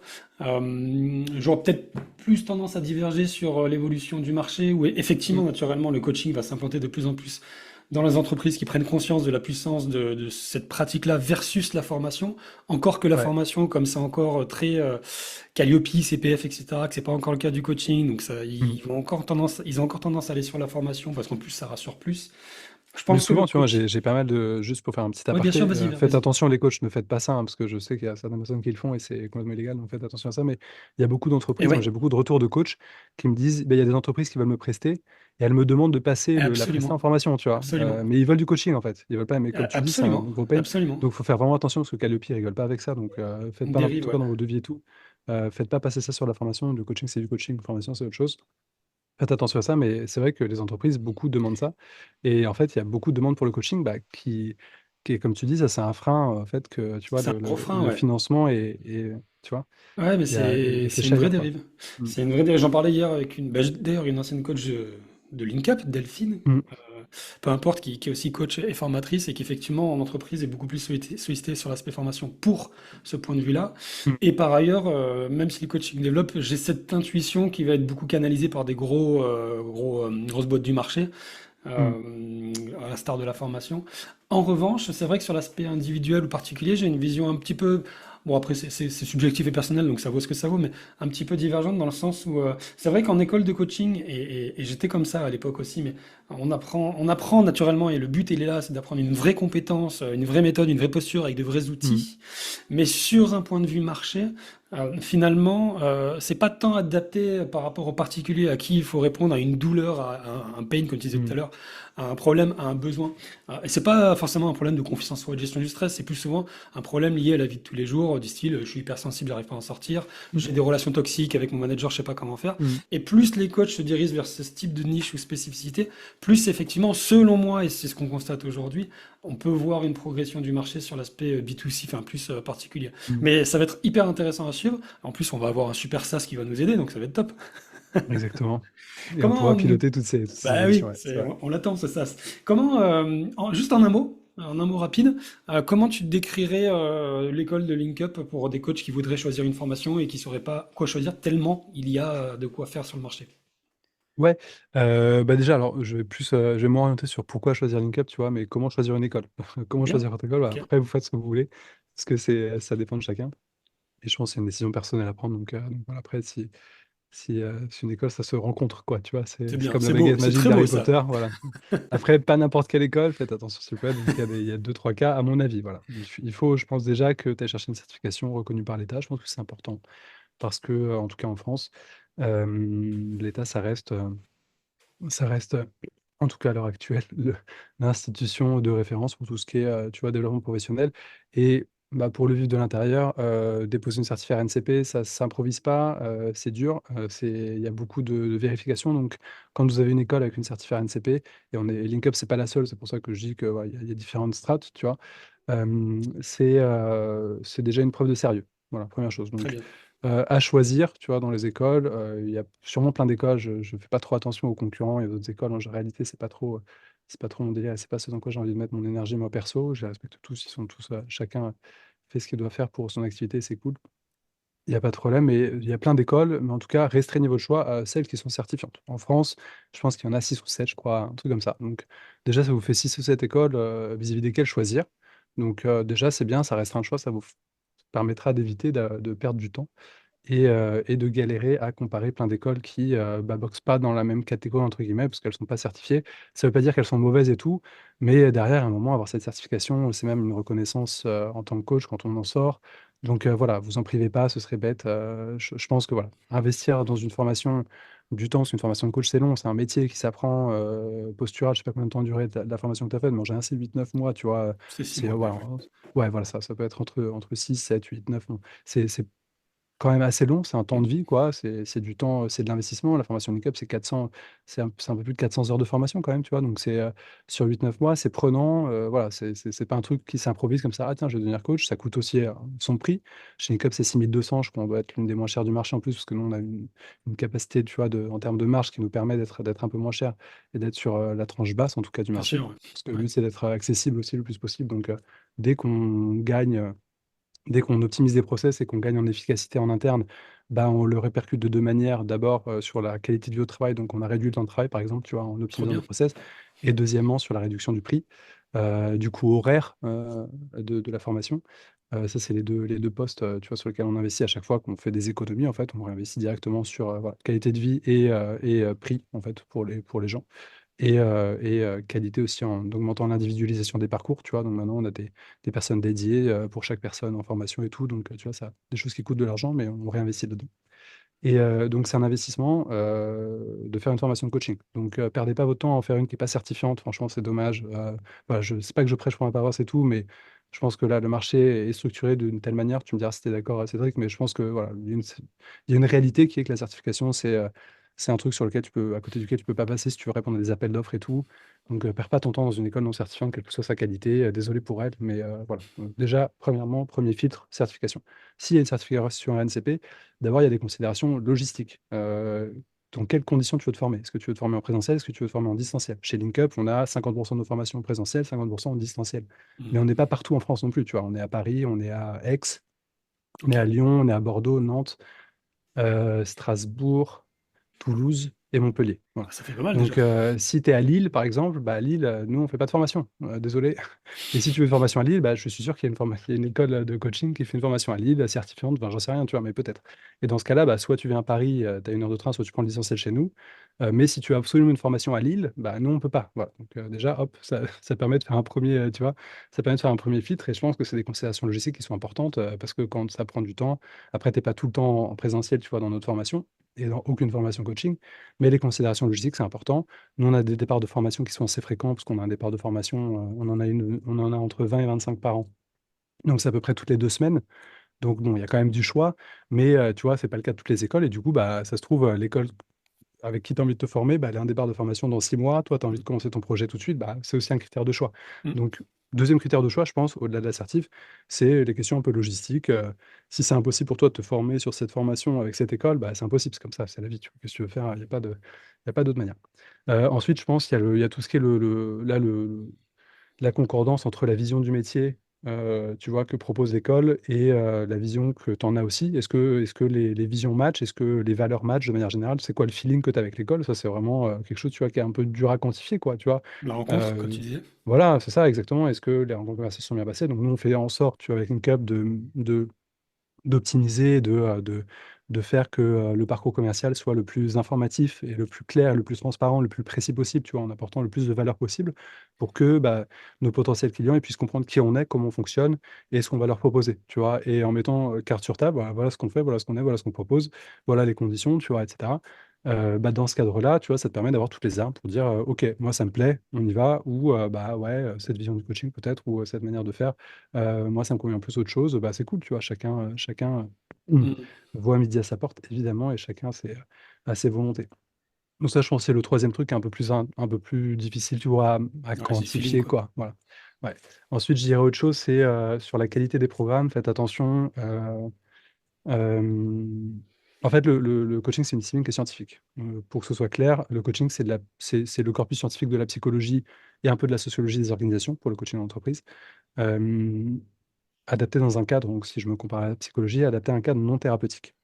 Donc, c'est un accompagnement qui repose sur un questionnement identitaire à un moment donné de l'accompagnement, pas tout le temps, mais à un moment donné, qui est profond, qui peut être bouleversant, qui peut être, si mal maîtrisé, un peu dangereux, tu vois. Tu questionnes pas l'identité de quelqu'un comme ça pour t'amuser, quoi, tu vois. Ça peut créer des dissonances, ça peut créer voilà, des problèmes chez la personne.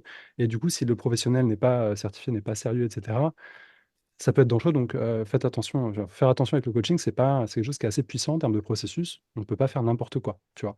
Et du coup, le coaching, il se base sur des processus qui sont scientifiques, des outils qui sont scientifiquement éprouvés. Qu'est-ce que j'entends par là? J'entends pas qu'il y a un mec qui a dit oui, ça c'est la science, ça c'est pas de la science. Non, il y a des les L'expérience. processus du coaching, il y a donc des études scientifiques menées Mm. par des scientifiques qui produisent de la connaissance et qui vont tester en fait l'efficacité du coaching, l'efficacité des protocoles, des processus de coaching comparé à des groupes tests qui ne bénéficient de rien, par exemple, Mm. et voir est-ce que c'est un effet et si oui, quel effet ça a, tu vois. Donc en entreprise, ça va avoir un effet, par exemple, enfin, il y a plein de trucs, je vais pas revenir là-dessus, mais je poste pas mal de trucs là-dessus assez souvent et sur la page LinkUp, on le fait aussi sur LinkedIn. Mais la recherche scientifique, c'est important pour le coaching, pour montrer ce qu'on peut faire, ce qu'on ne peut pas faire, tu vois. Mm. Mm. Et chez LinkUp, nous, c'est vraiment, tu vois, si je devais dire qu'il y a un truc vis-à-vis duquel on fait particulièrement attention, c'est ça. C'est-à-dire que la recherche, c'est hyper important pour nous, la science, c'est hyper important, et ça, c'est un peu mon background de Ouais, chercheur, c'est tu vois, chouette ça. qui fait ça. On finance 2 thèses chez LinkUp. On finance deux chercheurs. Il y en a un premier qui s'appelle Kevin Camille, qui est en sciences de gestion, et il travaille justement sur l'apport de l'accompagnement sur le développement de la résilience, Ok. et notamment du coaching, tu vois. Et la deuxième, c'est Nassima Mila, elle s'appelle, et elle fait une thèse en psychologie du travail à l'Université de Grenoble. Kevin, il est à la Sorbonne à Paris 1.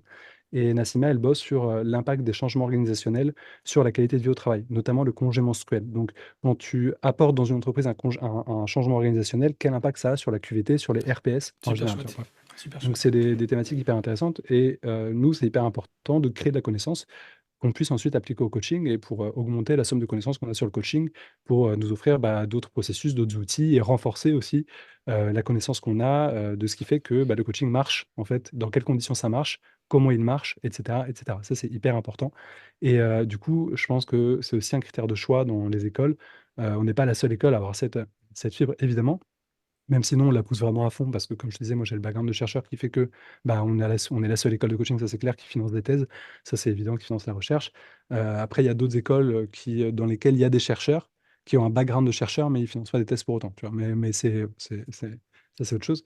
Mais du coup, faites attention aux écoles qui vont vous faire des promesses un peu cheloues, tu vois, en mode coaching et neurosciences, on Ouais. vous apprend les bases des neurosciences pour C'est faire du beaucoup coaching. associé actuellement. Ouais. Et Et à c'est très tort. bullshit. Voilà, attention, les neurosciences, je dis pas que c'est un champ bullshit, hein, neurosciences, c'est tout à fait Non, réel non, et c'est tout. l'association qui Mais n'a qui pas sont lieu ces d'être gens? Voilà. par ces C'est ça. personnes-là. Est-ce que ces gens sont des chercheurs en neurosciences? Non, Mm. premièrement, tu vois. Qu'est-ce qu'ils font? Ça veut dire quoi, coaching et neurosciences? Enfin, nous, évidemment, on va parler des neurosciences à certains moments dans la formation, mais on n'est pas là à vous dire coaching et neurosciences, on va révolutionner votre pratique de coaching. C'est pas vrai.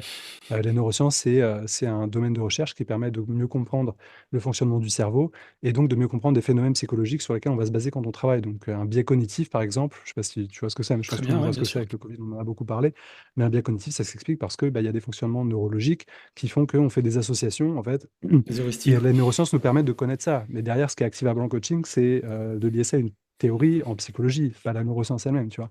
Donc Mm. voilà, vos coachés, vous n'allez pas leur faire un scanner du cerveau pour savoir, ouais, enfin, ça n'a pas de sens. Donc faites attention à ça, faites attention au discours un peu bullshit en termes scientifiques. Le coaching, c'est une discipline scientifique et qui dit science dit rigueur. Ok, donc quatrième critère de choix, c'est cet aspect-là. Faites attention, voilà, quand je parle d'écoles sérieuses, c'est des écoles qui sont rigoureuses quant à ce qu'est le coaching, quant à ce qu'est le rapport entre science et coaching. Et Mm. je pense qu'avec ces 4 critères que j'ai dit, vous allez pouvoir trouver votre bonheur. Et il n'y a pas que LinkUp comme école de coaching. Choisissez quel coaching que vous voulez. Nous, on forme Ouais, plein de gens, on est content de vous former, on vous accueille avec grand plaisir. Après, on n'est pas la seule école, on n'a pas vocation à être monopolistique de manière super. générale. Donc voilà.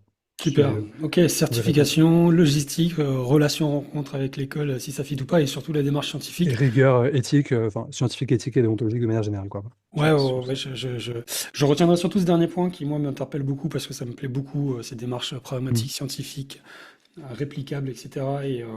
Et ça traduit du sérieux de ce que vous faites derrière, avant Mm. toute chose, au-delà des grands mots un peu grandiloquents qui, effectivement, maintenant sortent tous les mots qui font bien. Mais C'est j'aime ça. beaucoup cette rigueur scientifique que vous avez. Qu'est-ce que tu réponds aux personnes qui disent il y a des coachs partout maintenant? Alors écoute, c'est drôle parce qu'on écrit, on écrit beaucoup de livres blancs avec Ok. Naïma et Kevin. On fait beaucoup de production. Ils écrivent beaucoup d'articles aussi, en plus d'écrire leur thèse. Et là, on est sur un livre blanc qui s'appelle Les critiques du coaching. Donc, on a Ah bah, choisi des critiques du coaching auxquelles on a décidé de répondre scientifiquement, tu vois, avec des arguments, etc.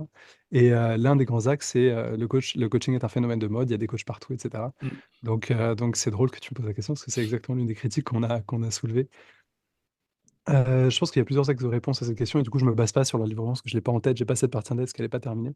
Donc, si il est publié d'ici là, bah, on vous le mettra en commentaire, les amis avec du, plaisir du dans les podcast, si ressources, c'est ouais. OK à Cédric, hein, s'il Avec vous plaît. grand plaisir, bien sûr. Ça pourra en informer certains là-dessus et avoir un complément. Quand on entend, alors moi, ce que j'entends quand j'entends il y a des coachs partout, j'entends un peu le truc, on sait pas trop ce que c'est que le coaching. Tu vois, tout le Mm, monde se dit coach, quoi. Ouais. ouais. Et du coup, cette idée de tout le monde se dit coach, euh, je pense qu'il y a plusieurs manières de l'aborder. D'abord, il y a la manière en mode par le biais des coachs. C'est-à-dire, il y a des coachs, il y a beaucoup de coachs professionnels, certifiés, qui se plaignent du fait que tout le monde se dit coach. Oui, vrai. À ça, moi, je dirais, perdez pas votre énergie, les amis. On ne détient pas le terme coaching. Il y avait Déjà. des coachs avant le coaching professionnel, il y en aura après. Donc, s'être appelé coach professionnel, déjà, c'était une erreur en termes de marketing et de SEO et de stratégie. Mais c'est l'histoire, donc on peut rien y faire. C'est comme ça. Voilà. Donc, on partage une dénomination. Cette dénomination n'est pas déposée, comme peut l'être celle de psychologue, par exemple. Quand Tout à tu es fait. psychologue, bah, tu n'as pas le droit de dire que tu es psychologue si tu n'as pas un diplôme de psychologie. Et ben il se trouve que tu as le droit de te dire coach si tu n'as pas un diplôme de coaching. C'est comme Mm, ça, c'est la vie. Voilà, ragez pas, faites pas les haters, les amis, perdez focus. pas votre temps là-dessus et démarquez-vous en mettant en avant votre expertise, en mettant en avant ce qui vous différencie. Quand on définissait le coaching tout à l'heure, on parlait de coaching professionnel. Après, moi, j'ai aucun problème avec les gens qui parlent de coaching de manière générale, en mode, tu vois, du coaching LinkedIn, par exemple. Je trouve que le terme est tout à fait approprié pour parler d'un accompagnement de type un peu consulting, coaching, où tu vas vraiment accompagner quelqu'un en mode un coach sportif, mais appliqué à autre chose, tu vois. Et c'est un terme qui existait avant. Donc, moi, ça me pose pas trop de problème. Du coup, cette idée qu'il y a des coachs partout, je pense que c'est une critique qui repose sur une incompréhension de ce qu'est le coaching professionnel. S'il y a du coaching, enfin, ça veut dire, oui, il y a plein de gens qui se disent coach, mais après, il y a plein d'offres différentes. Et en fait, si tu regardes un petit peu de manière un peu plus granulaire, tu vois, bah, tu vas trouver des niches qui vont te correspondre, qui vont te permettre de faire un choix. En fait, si tu cherches quelqu'un qui te donne des templates LinkedIn pour performer sur LinkedIn, il y en a plein, c'est très cool, et tu les trouveras, tu vois, il n'y a pas de problème. C'est des gens qui se disent coach LinkedIn. Ok. Si tu cherches une personne qui t'accompagne à atteindre un objectif et que tu as envie d'être autonome dans ce cadre-là et que tu as envie de bénéficier de la puissance du coaching professionnel, bah, cherche des gens qui se disent coach professionnel. Je pense que c'est la dénomination qui ressort le plus, à mon avis, hein, j'ai l'impression, tu me dis si je me Oui. trompe, mais j'ai un petit peu l'impression là que ça commence à se cristalliser autour de ça. Et du coup, cette idée de il y a des coachs partout, bah, c'est vrai, mais uniquement parce que coaching, c'est polysémique en fait. Et du coup, je trouve que utiliser cette critique pour critiquer le coaching, enfin, j'ai du mal à voir la critique derrière du coaching professionnel en tant que tel, tu vois. Parce Ouais. que c'est deux Ouais, choses ouais. différentes. Tout à fait. Après, moi, je pense que tout est OK. Après, bon, tu vois, les trucs un peu New Age, pierre de force et tout, c'est un peu, voilà, on va pas rentrer dans le détail, ça c'est de la pseudo-science, parfois il y a Ouais. des dérives sectaires, des trucs bizarres, tu vois, là on est d'accord, ça c'est critiquable, mais tous les gens qui se disent coach en mode bah, coach de rangement, tu vois, les trucs comme ça, bah, écoute, coach de rangement c'est cool, tu vois. Après, Ma ça n'a femme pas est de homme rapport avec le organiseur, coaching hein. professionnel. Bah voilà, tu vois, exactement. Bah, c'est des métiers qui sont très bien, il n'y a aucun problème. Absolument. Et tu vois, si ta femme, elle se dit, bah moi je suis coach rangement, tu vois, ou home organizer, ou il y Elle a n'aime plein de, pas le voilà, mot coach, du coup, je sais pas, effectivement. bah voilà, mais Ouais. elle pourrait très Elle bien pourrait, ouais. et ça, il n'y a pas de, enfin, tu vois, moi je vois pas trop de problème à ça. Je pense qu'il vaut mieux se concentrer à définir son expertise et à communiquer auprès de sa cible. Très juste. Je pense que si tous les coachs professionnels ils savaient que faire une persona et enfin faire des personas et créer des tunnels d'acquisition pour parler à leur cible et Ouais, la qualifier, je pense qu'il vaut mieux mettre son énergie ouais, là-dedans on est plutôt d'accord. que de se plaindre du fait qu'il n'y a pas de Bah, business coach. Faut, on va aller sur ce faut le dire sujet. autrement. J'ai encore un ou deux sujets avant de te libérer, mais on va aller sur ce sujet que tu viens d'évoquer. Mais merci déjà pour, Mm. encore une fois, tes propos toujours très nuancés, très recherchés. On sent le chercheur derrière les mots. Justement, euh, Mm. moi j'ai tendance à dire dans mon accompagnement qui est le Boost Camp, où en fait j'aide les coachs à se lancer, à devenir entrepreneurs, à trouver leurs clients et à Mm. vivre de leur passion, etc. À dire que devenir coach c'est une chose, mais devenir entrepreneur, dans tout le sens que ça comporte, c'en est une Mm. autre. Et les écoles ne sont pas a fortiori là pour former à ça, puisqu'elles forment une compétence, mais pas forcément un métier d'entrepreneur, etc. Euh, Qu'est-ce que tu penses, toi, du fait qu'il y ait beaucoup, beaucoup de coachs? qui justement n'arrivent pas à adopter cette identité d'entrepreneur, parce que c'est compliqué, hein, parce que Mhm. communication, marketing, développement, comptabilité, gestion juridique, enfin bref, je ne vais pas tout leur faire, exposition au regard des autres avec les réseaux Mhm. sociaux, etc., qui est un gros frein, la peur du jugement, alors même que ce sont des coachs, mais on a tous ces peurs-là. Qu'est-ce que tu penses qu'il y ait beaucoup de coachs qui ne réussissent pas à cause de cette problématique de je suis un très bon coach, et il y a de très bonnes écoles dont LinkUp, mais je ne deviens pas entrepreneur, ou en tout cas, j'arrive pas à développer cette casquette-là. Qu'est-ce que tu penses et qu'est-ce que tu préconises? Quels conseils tu donnes à ces coachs? Et je sais que chez LinkUp, chez LinkUp pour te suivre sur les réseaux, sur LinkedIn, je sens que tu es en train de développer quelque chose autour de tout ça, notamment le SaaS par exemple. Mais qu'est-ce que tu penses de tout ça? Absolument, absolument. Ouais, déjà sur les écoles et la question du métier, c'est en effet, il y a différents métiers. C'est-à-dire que nous, pendant longtemps chez Incap, on forme au coaching, en fait. Voilà, Absolument, donc, absolument. si aussi on doit faire une formation entrepreneuriale, bah, c'est une formation qui va durer 2 ans, quoi. À un moment, tu vois, il faut choisir. Donc ça, c'est l'une des premières raisons pour lesquelles je pense, et je pense que c'est une réflexion qu'ont beaucoup d'écoles de coaching, en fait, tu vois, qui est que, bah, à quel point, en fait, on a des modules, tu vois, de préparation entrepreneuriale, et aujourd'hui, on en a plus depuis la nouvelle mouture de l'assertif. On a tout un bloc sur Ok, la création de projets, etc., entrepreneurial, tu vois. chouette. Donc là, pour le coup, ça a vraiment, c'est un contenu qui a, ouais, en termes de volume, je dirais qu'il y a entre doublé et triplé, tu vois. Donc il y a un accompagnement beaucoup plus fort là aujourd'hui. Et ça vaut pour les 4 écoles qui sont dans notre groupement, parce qu'on partage une certification à 4 écoles, on a déposé ensemble. Et les 4 écoles, c'est le Centre international du coach, Serenity Institute. Attends, faut pas que j'en oublie, attends. Coaching Ways? Je sais pas, c'est celui qui me Non, vient, mais non, il y a LinkUp et il y a, attends, la quatrième. c'est pas grave. FES, Formation Évolution Synergie. Bravo. Personne Ça, ne je sera vais me fâché. prendre politiquement, là, c'était un moment compliqué, là. Donc, donc C'est voilà. passé. En tout cas, ces 4 écoles, les autres, je sais pas, mais en tout cas, ces 4 écoles, on a un bloc entrepreneuriat, etc. Voilà, même si on a des programmes Ok. qui peuvent différer un petit peu et tout, mais on a ce truc en commun. Je suis sûr que les autres écoles de coaching ont des blocs. Pour autant, on remarque que, et ça, c'est quelque chose qui est, c'est un peu compliqué de l'adresser, mais il y a une vraie inégalité chez les personnes qui sortent de nos formations entre ceux qui ont bah, des compétences entrepreneuriales et ceux qui n'en ont pas. Ça, voilà. Si tu sais entreprendre, bah, c'est sûr qu'en sortant de formation en tant que coach, bah, tu seras déjà prêt, quel que soit le fait, pardon, les accompagnements qu'on a pu te donner en formation, une personne qui a déjà entrepris, voilà, aura des réflexes que tu n'auras pas sinon. Du coup, par rapport à ça, il y a plusieurs éléments à prendre en compte. Juste avant ça, l'autre raison pour laquelle toutes les écoles de coaching ne forment pas vraiment que à l'entrepreneuriat, c'est qu'il y a des coachs qui ne sont pas entrepreneurs, en fait, hein. Aussi, Faut, très juste, très faut très s'en juste. rappeler, les amis, il y a coach égale pas entrepreneur. 80% des coachs, on va dire, sont entrepreneurs, ou peut-être un peu moins, 70%, on va dire, des coachs entrepreneurs, mais il y a quand même un bon quart des coachs, 25%, on va dire, peut-être entre 20 et 25, Je suis qui sont d'accord. coachs internes, donc c'est des Ouais, salariés. Il y a aussi des gens qu'on forme qui ne veulent pas forcément être coach derrière, tu vois. C'est des aussi. gens, ils sont DRH, et ils veulent des compétences, bref. Donc c'est pas tous les clients des écoles de coaching qui se forment au coaching qui veulent être coach indépendant derrière, et c'est aussi l'une des raisons pour lesquelles bah, tu peux pas non plus, C'est vrai. entre guillemets, imposer à ces gens un cursus d'entrepreneur. C'est vrai, c'est C'est vrai. l'autre question. Donc déjà, première chose, quand on est coach, on peut ne pas être entrepreneur. Donc, si vous avez peur d'entreprendre, déjà, il y a des gens qui, tu vois, ils ont pas la fibre entrepreneuriale. Bien sûr. Vous pouvez quand même être coach.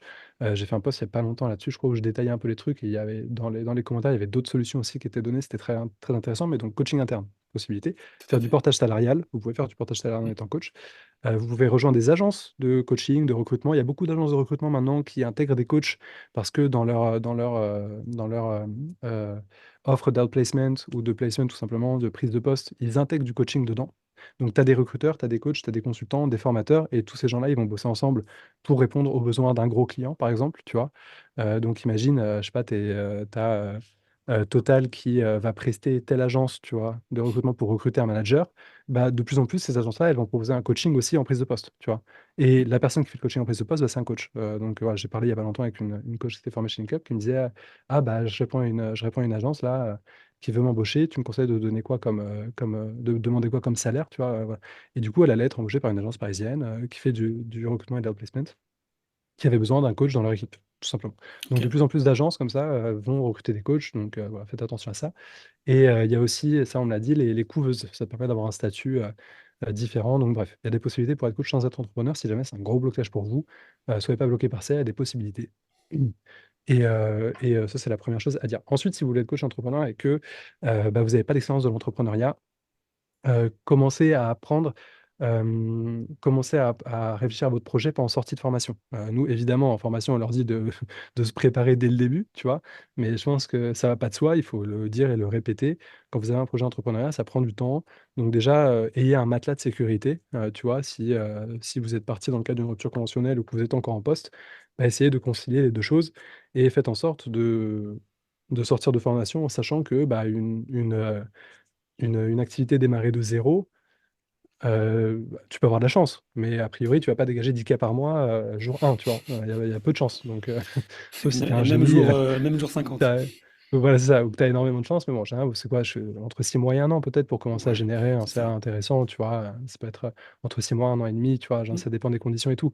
Il y a eu le covid récemment qui est forcément à bouleverser un peu les chiffres et tout, mais ça dépend. Donc voilà, je dirais, pour être large, bien se dire: «Bon, est-ce que j'ai un an d'avance pour, c'est maturer ça. mon projet, pour démarcher et tout?» Première chose, donc préparez-vous, financièrement, d'abord financièrement, ensuite en termes de compétences et tout et commencer à engranger de la connaissance et tout sur l'entrepreneuriat. Ça, c'est la première chose. Ensuite, entourez-vous et restez pas seul quand vous êtes en sortie de formation, rejoignez des réseaux. Donc nous, chez LinkUp, on a un groupe alumni qui est Ouais. hyper actif. On a lancé un Discord il y a pas longtemps pour, encore améliorer l'interactivité. Donc là, ils sont plus on a, genre à peu près 4 000 alumni, je crois. On a formé 4 000 personnes depuis que ça existe et sur le Discord, là, ils sont presque 1 000. Ils sont 850 là, Ouais, c'est bientôt 1 000. super, super communauté, quoi. Tu vois, c'est vraiment cool. On fait et du coup, nous, ce qu'on s'est dit, c'est que, bah, en tant qu'école, notre responsabilité quand on forme des gens derrière, c'est on peut pas dire: «Bah, on vous a formé, bye bye», tu vois? Donc en fait, on a quand tu es alumni chez LinkUp, tu as énormément de contenu gratuit. Donc sur le Discord, dis-toi qu'on a 3 événements par semaine gratuits, en Ah live, tu ouais, vois? c'est énorme. Il y a, tous les lundis, il y a un live R&D qui est animé par des chercheurs, donc Nassim et Kevin, qui présentent des concepts, des théories, qui font des conférences, en fait, de scientifiques, quoi, tu vois?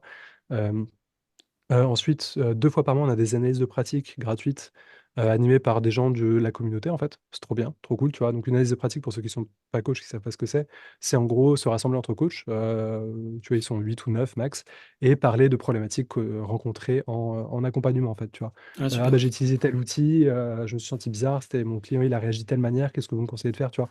C'est vraiment réfléchir à plusieurs sur, comment améliorer sa pratique, tu vois? On a des conférences thématiques, il y en a 3 par mois. Et on fait aussi un nouveau truc, donc là, j'en arrive sur l'entrepreneuriat en particulier, notamment le fait de prospecter qui est l'une des grosses pains, en fait, pour les gens, hein, c'est Absolument. la peur de prospecter et tout. On a lancé un format un peu bootcamp LinkedIn, tu vois? À la cool, hein, je suis pas un expert LinkedIn et tout, mais on a lancé un Ah, tu bootcamp pas mal, LinkedIn t'es pas avec mal. Diego et ouais, avec Diego qui publie aussi sur LinkedIn où en fait on accompagne les coachs, on leur donne des conseils. On a créé un guide, tu vois, LinkedIn pour les coachs, Ah pour leur dire: génial. «Bah, voilà les bases», tu vois? Pour, si tu veux utiliser LinkedIn comme canal d'acquisition, voilà les bases, voilà les erreurs à ne pas faire. Voilà, tu vois, comment optimiser tes chances. Voilà les canaux que tu peux mobiliser pour recruter des clients. Donc ça peut être de l'inbound, ça peut être de l'inbound, ça dépend. Voilà les outils que tu peux utiliser pour aller prospecter en direct si tu veux faire de l'inbound. Et voilà comment écrire des posts et engager une communauté si tu veux faire de l'inbound, tu vois. Inbound, c'est le fait d'avoir des clients qui viennent à toi et outbound, c'est le fait d'aller vers tes clients. Je pense que tu le sais, mais au cas où, Non, pour mais ceux bien qui ne le pour les savent pas. auditeurs. Le guide, c'est quoi? C'est un Ouais. PDF? C'est quel format? C'est une page Notion. C'est une Super, page c'est utiliser Notion Notion, et qui est ok. accessible, du coup, juste pour, ces personnes-là. On l'a fait que Trop pour eux. bien, trop bien. Et du coup, le but, c'est vraiment de créer tout ça, tu vois? Après, on a aussi créé un WhatsApp, du coup, juste après, en lien avec le Discord pour avoir, tu vois, il y a des petits groupes aussi thématiques, tu vois, de coachs qui vont discuter entre eux, recos, tu vois? Pour les personnes qui veulent qui ont des questions, des trucs comme ça sur le coaching, tu vois? Sur des contrats, j'en sais rien. Donc en fait, l'un des gros chantiers, ça a été de créer une communauté, tu vois, active et de lui donner des rendez-vous, tu vois? Pour que, bah, en sortie de formation ou enfin, en tout cas, tu te retrouves pas, toi, tout seul avec, la montagne de l'entrepreneuriat à gravir, tu vois? Pour ceux qui n'ont pas l'habitude et du coup aussi de pouvoir profiter des conseils de ceux qui, en fait, entreprennent, tu vois? Et sont déjà chauds et franchement, c'est très, très cool et ouais, c'est hyper bien et on a vraiment des retours hyper positifs là-dessus, tu vois? Parce que, Mhm. bah, la communauté est super soudée, tu vois? Il y a plein de gens, différents, tu vois? Dans les events et c'est hyper intéressant, quoi. Franchement, c'est grave cool et Ouais, après sur c'est LinkedIn, moi je vois tous les gens qui se lancent, tu vois? Ils sont franchement, on fait une petite opt-in de leur profil, tu vois? On demande 2-3 fois comment écrire les posts, il y a trop de richesse qui en sort, c'est grave bien, tu vois? Donc voilà, mais j'essaie de leur dire, voilà, vous êtes entrepreneur maintenant, si vous voulez utiliser LinkedIn ou n'importe quel autre canal, le but numéro un c'est avoir du CA, OK? C'est avoir des clients. Donc on va pas se tromper, on va pas parler de sa life et tout. Vous pouvez le faire si vous voulez, mais n'oubliez pas, voilà, c pourquoi vous êtes là, pour développer votre activité et une fois que tu crées un cadre un petit peu comme ça, bah, ça permet aussi d'aller un peu plus vite sur d'autres aspects, tu vois? Voilà, ouais. voilà. Écoute, je suis super fan de tout ce que vous faites. Je crois pas qu'il y ait beaucoup d'écoles Mm. qui fassent ça. Je trouve que vous êtes hyper au fait de ce qui se passe sur le marché. Et ce que j'entends et ce que je ressens, c'est que vous êtes en mouvement tout le temps, quoi. Et ce mouvement, c'est hyper pratique et hyper utile. Je, je pense que vous êtes vraiment sur enfin, la vision, elle est là, quoi. Clairement. Mm. Et les coachs, parce que c'est hyper important, l'aspect à la fois ne pas se sentir seul, bien s'entourer, avoir la connaissance et aussi avoir la pratique de ceux qui ont déjà exercé et entrepris. C'est Et ça. c'est Mm. ce à quoi vous répondez, donc top. Allez, dernière question, dernier sujet pour vraiment te libérer. C'est quoi ta vision, toi, des réseaux sociaux, LinkedIn, tout ça, puisque du coup tu es très présent, très visible et Mm. tu le fais super bien. D'ailleurs, j'ai vu un changement récemment. Je te posais la question aussi si tu t'es fait accompagner ou tu te fais accompagner, ça peut être intéressant Mm. pour ceux qui nous écoutent. Oui. Mais voilà, c'est Mm. quoi ta vision de tout ça? Je pense que c'est des.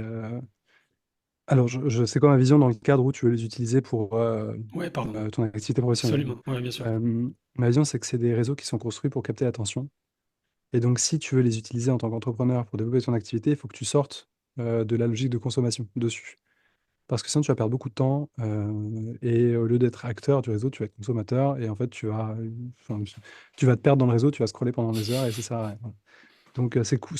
J'ai aucun problème avec les gens qui font du doom scroll et tout. Ça m'arrive parfois le soir de scroller Twitter ou Insta et de juste pour me vider la tête. Pas de problème, why not? Ça, c'est pas mon propos, tu vois. Mais si tu utilises les réseaux pour prospecter, pour trouver des clients, il faut que déjà tu sors de l'utilisation de consommation que tu en as. C'est pour ça que moi j'ai mes listes de, tu vois, je scrolle pas le feed. Jamais je scrolle le feed LinkedIn. Jamais, ok. Jamais je scrolle le feed LinkedIn. Il faut pas faire ça. Pourquoi? Parce que bah, du coup, c'est l'algo de LinkedIn qui prend le contrôle. Euh, il est optimisé pour que tu vois des trucs intéressants. Why not? De temps en temps, pour découvrir des nouveaux créateurs, fais-le, tu vois, c'est cool. Mais au quotidien, il ne faut pas faire ça, je pense en tout cas. Il faut vraiment prendre le contrôle sur ton utilisation de l'outil en fait. Tu es là pourquoi? Tu es là pour trouver des clients? Ok, qu'est-ce qui me permet d'en trouver? Tu es là pourquoi? Pour augmenter ta communauté. Moi, mon objectif sur LinkedIn, ça a été dans un premier temps d'augmenter ma communauté, Ouais, tu vois. audience, Créer ouais. une communauté, aussi de développer ma marque perso et du coup la marque entreprise aussi, tu vois, de link up par ailleurs. Donc ça, c'était mes objectifs et mes stratégies. Du coup, toutes mes actions étaient orientées vers ça, tu vois, c'était le but. Pas perdre de temps. Maintenant, de plus en plus, ça va être de recruter des clients pour le SaaS. Donc petit à petit, je transitionne, tu vois, en parlant plus de coaching, m'adressant plus spécifiquement à des coachs, en ayant un discours plus qualifiant et plus aidant vis-à-vis de ma cible, tu vois, donc les coachs professionnels en l'occurrence. Là, je vous balance tous mes secrets marketing, les amis. C'est clair, il y a tout là. Je rigole, c'est des trucs classiques. Mais du coup, faites attention à ça, définissez un objectif. Pourquoi vous êtes dessus? Qu'est-ce que vous en attendez? Et du coup, quelles actions me permettent d'atteindre cet objectif? Et limitez-vous à ces actions. Parce que ces réseaux sociaux, encore une fois, ils sont construits pour capter votre attention, pour capter notre attention de manière générale. C'est leur business model, hein, c'est avoir notre attention et nous montrer des pubs pour se faire de l'argent, en gros. C'est la réalité des réseaux sociaux aujourd'hui. C'est cool qu'ils aient un business model, il n'y a pas de problème, puisqu'en plus, on peut en sortir assez facilement. Mais du coup, ayez ça en tête et donc prenez le contrôle sur votre utilisation. Moi, ce que je fais, du coup, je reviens à ce que je disais au début, mais par exemple, au lieu de scroller le feed LinkedIn, je sélectionne des créateurs que j'aime bien. J'ai mon petit tableau, ça peut être sur Excel, ça peut être sur Notion, ça peut être en favori Google Chrome ou de votre navigateur, comme vous voulez. Et le matin, tac, je vais voir leur dernier post. Je vais voir leur Pas dernier un, deux, post, je trois à like, je nous commente. dire? Comment? Pas un, deux, trois, pardon, à nous citer, Ouais, justement. j'en ai plein, j'en ai plein. Après, attends, je vais regarder. Je vais dire ça. Tu veux que je regarde ma Waouh, liste? spontanément, les deux, trois qui te viennent, hein. Alors, en coaching, là, en ce moment, je kiffe ce que fait Martin Bassard. Vraiment, Ok. il est chaud. Et aussi Caroline de Crail. Les deux, Ah bah, elle est ils dans le sont très bootcamp, chauds. Caroline, elle est avec moi. Ah ouais, c'est vrai, trop Eh bien. oui, Bah monsieur, écoute, elle est au bootcamp. C'est hello pour ça que c'est Caroline. bien. Non, je plaisante. Ouais, Caroline, elle est c'est vrai, géniale. ouais, Et elle n'a ouais. pas besoin de moi pour être géniale. Elle est vraiment au Non, top. non, elle est très forte. Ouais. Elle est Franchement, très, très très bien. Elle forte. apporte beaucoup de valeur. Donc, par exemple, après, il y en a plein d'autres, tu vois, avec qui on est sur LinkedIn en ce moment. Attends, je vais sortir les prénoms et les noms pour pas en oublier quand Fais-moi même. ça. Attends, Bah je te oui, dis ça, il y ils a vont qui être d'autre? fâchés. Tic, Ingrid qui vient de se lancer, bon, Céline, bref, je vais pas vous donner tout le monde, mais qui sont en train de se lancer aussi, qui font des trucs cool. Il y a Maxime Hébert et Ouais, Coralie Pirer et Nelly Alacoque, voilà, qui je font vois des trucs très cool bien. sur le coaching en Nelly ce moment. Alacoque, avec qui Et j'ai échangé. Mathieu Chuc aussi, qui est très cool ce qu'il fait. Donc ils viennent de se lancer et tout, je trouve en plus on voit bien, tu vois, de l'amélioration dans leur Ouais, contenu et tout. je suis Franchement, ils d'accord. sont chauds, Je suis c'est d'accord. cool. Et voilà, sinon en termes d'accompagnement, moi je suis là en ce moment, je suis dans le programme de Ruben Tayeb, Ouais. J'ai que, senti la que tout patte le de monde connu, Ruben. tout Ouais, le il est monde fort, il est connaît, fort. ouais, Ça te ouais, plaît? il est très chaud. Ouais, je kiffe, franchement, c'est trop trop bien. Hyper bon relationnel aussi avec lui, et ouais, ça se passe très bien. Super. C'est très efficace. Donc ouais, si vous avez si vous avez l'argent, écoutez, allez-y quoi. C'est combien? Je crois que son accompagnement là, il est à 6 000 Ok, sur 6 d'accord. mois. Et il fait des facilités de paiement et tout, tu vois. Donc, voilà, si jamais Super. ça vous intéresse. Donc, moi, tu vois, j'ai fait ça pour optimiser aussi la transition de profil vers le SaaS, Bien parce sûr. que je maîtrisais bien sur tu vois, l'aspect communauté et développement communauté, mais pour l'aspect vente et tout, je voulais pas me tromper, je voulais pas taper à côté. Donc, après, moi, je bénéficie aussi des ressources d'une entreprise et tout, LinkUp. On fait genre 2,5 millions de CA, tu vois, par an à peu près. Donc, je suis pas auto-entrepreneur qui doit me payer les 6 000 euros, tu vois. Oui, Donc, il d'accord. faut garder ça en tête. Mais ouais, non, c'est grave bien, franchement. Je recommande tous les Ouais, jours. elle est C'est un chouette. accompagnement qui est très cool. Mais voilà, j'en étais où? Ouais, sur LinkedIn. Donc voilà, faites vos listes. Vos posts, les écrivez pas au jour le jour selon l'inspiration, parce que l'inspiration, ça se tarit et il n'y a rien de mieux que la régularité sur LinkedIn quand tu veux poster, si tu veux avoir une communauté et tout. Faut être régulier, faut poster une fois par semaine si tu as envie, 2 fois par semaine, comme tu veux, mais de manière régulière. Et pour ça, je pense que le mieux, c'est de programmer ses posts et de le faire de manière tranquille. Une session de travail, t'écris tes posts, tu les programmes, basta, t'y penses plus, tu vois. Et ensuite, le jour de la publication, un petit peu après, comme je le fais dans le métro, tu vois, tu vas commenter les commentaires et tu fais un peu attention à ça pour ton reach et tout. Et c'est tout. Ensuite, Bah, il faut pas bravo. ouvrir LinkedIn en dehors, il faut faire attention. Enfin, tu peux le faire pour apprendre des trucs et tout, c'est cool. Mais voilà, en tout cas, je pense que ce qui est à retenir, c'est pour utiliser les réseaux pour prospecter. C'est très fort, c'est très puissant. Mais le problème, c'est que ça peut se retourner contre nous si on Et fait ouais. pas attention et qu'on tombe dans la consommation. Et comme ils Ouais. sont faits pour ça, il faut Et oui, ils sont meilleurs que nous. faire attention à ça. Ouais. C'est super, merci beaucoup. C'est De hyper rien. beaucoup de valeur dans ce que tu dis et à chaque fois c'est très précis. J'aime beaucoup à la fois ta Mhm. précision et ta nuance.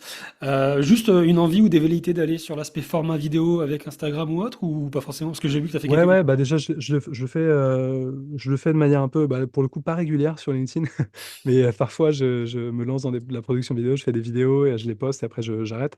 C'est un vrai truc que j'aimerais faire de manière un peu plus cadrée. Mais là, pour l'instant, en fait, je me prenais pas la tête avec les vidéos, je prenais des vidéos en format selfie, tu vois, comme ça, avec le téléphone. Et c'est cool pour résumer des articles et tout. Là, il faut que je me fasse une petite session de recording jeudi, je pense, pour en faire un peu plus. Ouais. Et là, j'en publiais 2 fois par semaine, tu vois. Je faisais samedi, dimanche, post vidéo. Du coup, j'ai un peu cassé ma réserve, tu vois. J'étais un peu bête. J'aurais dû faire une fois par semaine, ça aurait doublé le temps de vie du truc. Mais ouais, le but, ce serait d'en faire une ou deux par semaine, ce serait cool. Et après, TikTok, Insta et tout, serait bien. Mais pour l'instant, ouais, je préfère bien faire un canal plutôt que Hmm. d'en faire plusieurs. Ouais, ouais, c'est C'est aussi un sûr. conseil que je peux donner. C'est facile de recycler et tout, mais sur plein de canaux, mais c'est facile de se perdre. Donc, faites attention aussi à ça, Ouais, on quoi. est d'accord. Un ou deux canaux maximum, en tout cas pour Mhm. démarrer. Merci beaucoup, Théophile. Avant de te poser deux, trois questions très très rapides avec des réponses très très rapides du coup. Merci beaucoup. J'apprécie beaucoup cet échange parce que moi-même étant un coach qui aime beaucoup casser les codes au Mhm. point d'aller coacher dans la rue des inconnus juste pour me faire plaisir C'est très cool ce format. c'est Franchement, gentil. Ouais. très très bien. Ouais. Et pour me faire peur et pour incarner aussi ce côté passage à l'action et puis tester des nouvelles choses pour moderniser, rendre accessible le coaching. Bah, j'ai beaucoup apprécié cet échange parce que je trouve que tu l'incarnes énormément en tant que directeur Mhm. d'école et ça fait du bien. Je suis beaucoup moins sur l'aspect institutionnel, conventionnel du coaching et éthique, etc. Parce que l'éthique, c'est très bien, mais c'est aussi quelque part assez Mhm. subjectif. Donc merci pour tout ça. Juste deux, trois questions comme ça, pêle-mêle très rapides, qui demandent des réponses rapides. C'est quand la dernière fois que... Juste, Vas-y, excuse-moi, je me vas-y, vas-y. permets de. Comme ça, Bien tu peux sûr. cut facile après la question. Je reviens juste dans 2 secondes. Je cours, j'arrive. Vas-y, Pardon. vas-y, vas-y, vas-y, vas-y. Et je t'en prie. Oui, du Vas-y. coup, deux, trois questions rapides avant de te laisser. C'est quand la dernière fois que tu as pleuré, Théophile? Bah, c'était il n'y a pas très longtemps. Écoute, c'était quand? La dernière fois que j'ai pleuré. Je suis assez émotif quand je vois des trucs, pleurer de joie, tu vois, ou d'émotion quand je regarde un film et tout. Ça m'arrive assez souvent en réalité. Ah ouais, genre quoi? Vas-y, dans un dernier Et film, du coup, attends, ça me parle. putain, je sais plus. En fait, le problème quand t'as un bébé, c'est qu'il y a un truc qui s'appelle le baby brain. Je sais pas si tu connais. Non, c'est quoi? Et c'est un vrai délire, hein. C'est un truc qui est encore plus pour les femmes que pour les hommes, mais c'est aussi pour les hommes. Ton cerveau, il se remet, tu vois, de manière à ce que tu penses que au bébé et à sa survie, en fait. C'est un truc biologique, tu vois. Et du Ah coup, bah, ouais, tu as tendance à tout oublier, tu vois.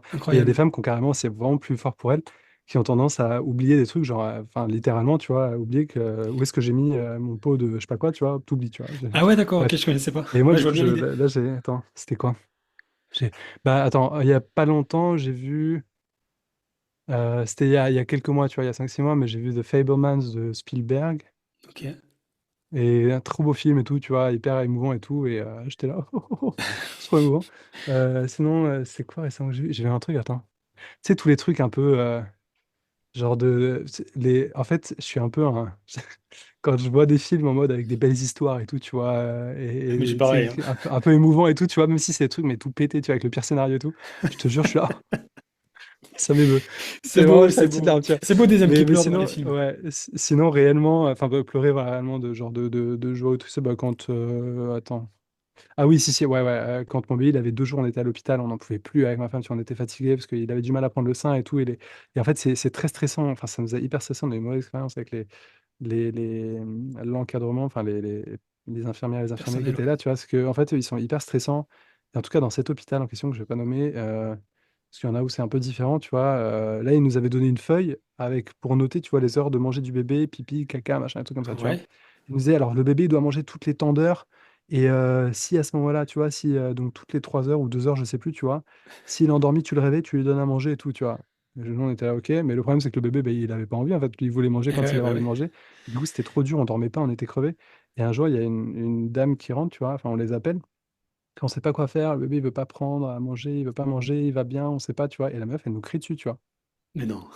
Et moi, j'étais là, mais meuf, t'es sérieuse et tout, tu vois. Genre, je me suis un peu énervé. Pas beaucoup, tu vois, mais j'étais là, j'ai haussé le temps en mode, mais comment tu nous parles, tu vois? Nous, on a un bébé, tu vois, on est là. Vous nous dites de faire ça, toi, tu nous cries dessus, ça va pas ou quoi, tu vois? Et du coup, elle nous dit, putain, je suis vraiment désolé. Enfin, la pauvre, tu vois, elle était stressée parce qu'ils avaient une maman qui allait pas bien du tout, juste à côté, je pense, en fait. Donc, c'était vraiment galère. En plus, ils n'ont pas d'argent et tout à l'hôpital. Donc, bref, c'est pas sa faute, tu vois, en tant que personne. Je pense qu'elle était un peu victime Système. de la détérioration de ses conditions de travail, ouais. Et du coup, elle s'excusait tout de suite, tu vois. Elle nous a dit, ah, je suis vraiment désolé, machin. Et derrière, j'ai appelé ma mère, je lui ai dit, maman, qu'est-ce qu'on fait et tout, tu vois. Hmm. Le bébé, il veut pas manger. Elle m'a dit, mais qu'est-ce qu'il vous raconte à l'hôpital, là? C'est n'importe quoi, tu vois. Elle me dit, mais faut ton bébé, quand il aura faim, il va pleurer, tu lui donnes à manger, Ouais. c'est tout. C'est ça. Laisse-le dormir, laisse-le tranquille, tu vois, arrête de te prendre la tête, tu vois, genre tout va bien, tranquille. Et ça nous a tellement, tu vois, on était tellement genre, oh, que genre, on a Soulagé, ouais. pleuré, tu vois, avec ma femme, on en pouvait, enfin, tu vois, on Ouais. pleurait, mais aussi de stress, d'énervement et de soulagement, tu vois, avec ça.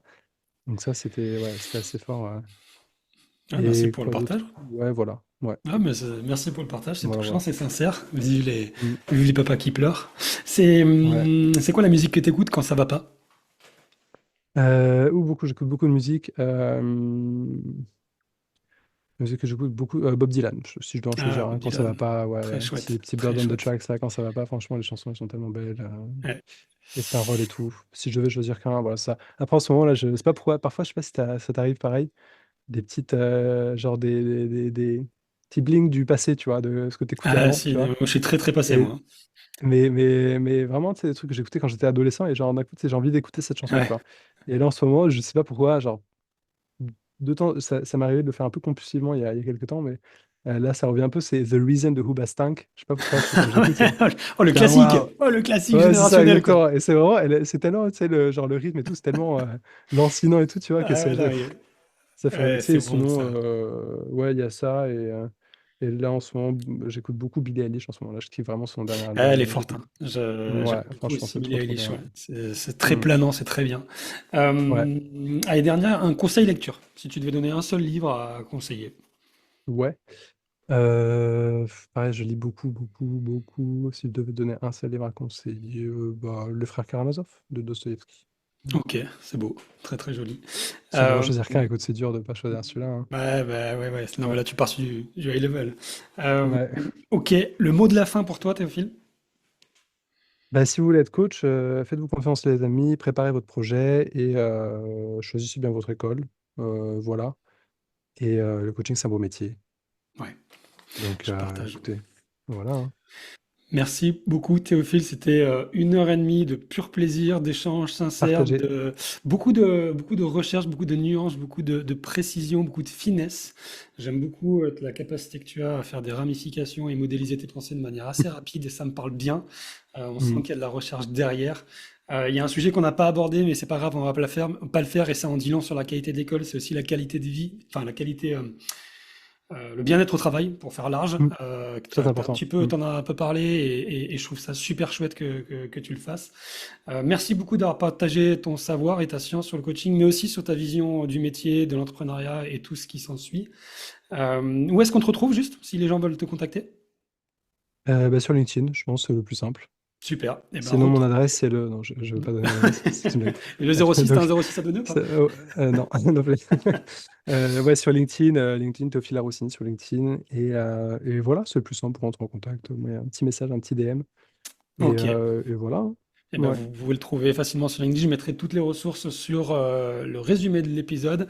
Un grand merci Théophile, et puis je te souhaite plein de belles choses pour la suite et pour le SaaS et tous les projets qui semblent arriver très rapidement chez toi et dans ta tête. À bientôt, Merci Cédric, merci pour l'invitation. avec plaisir. Ciao!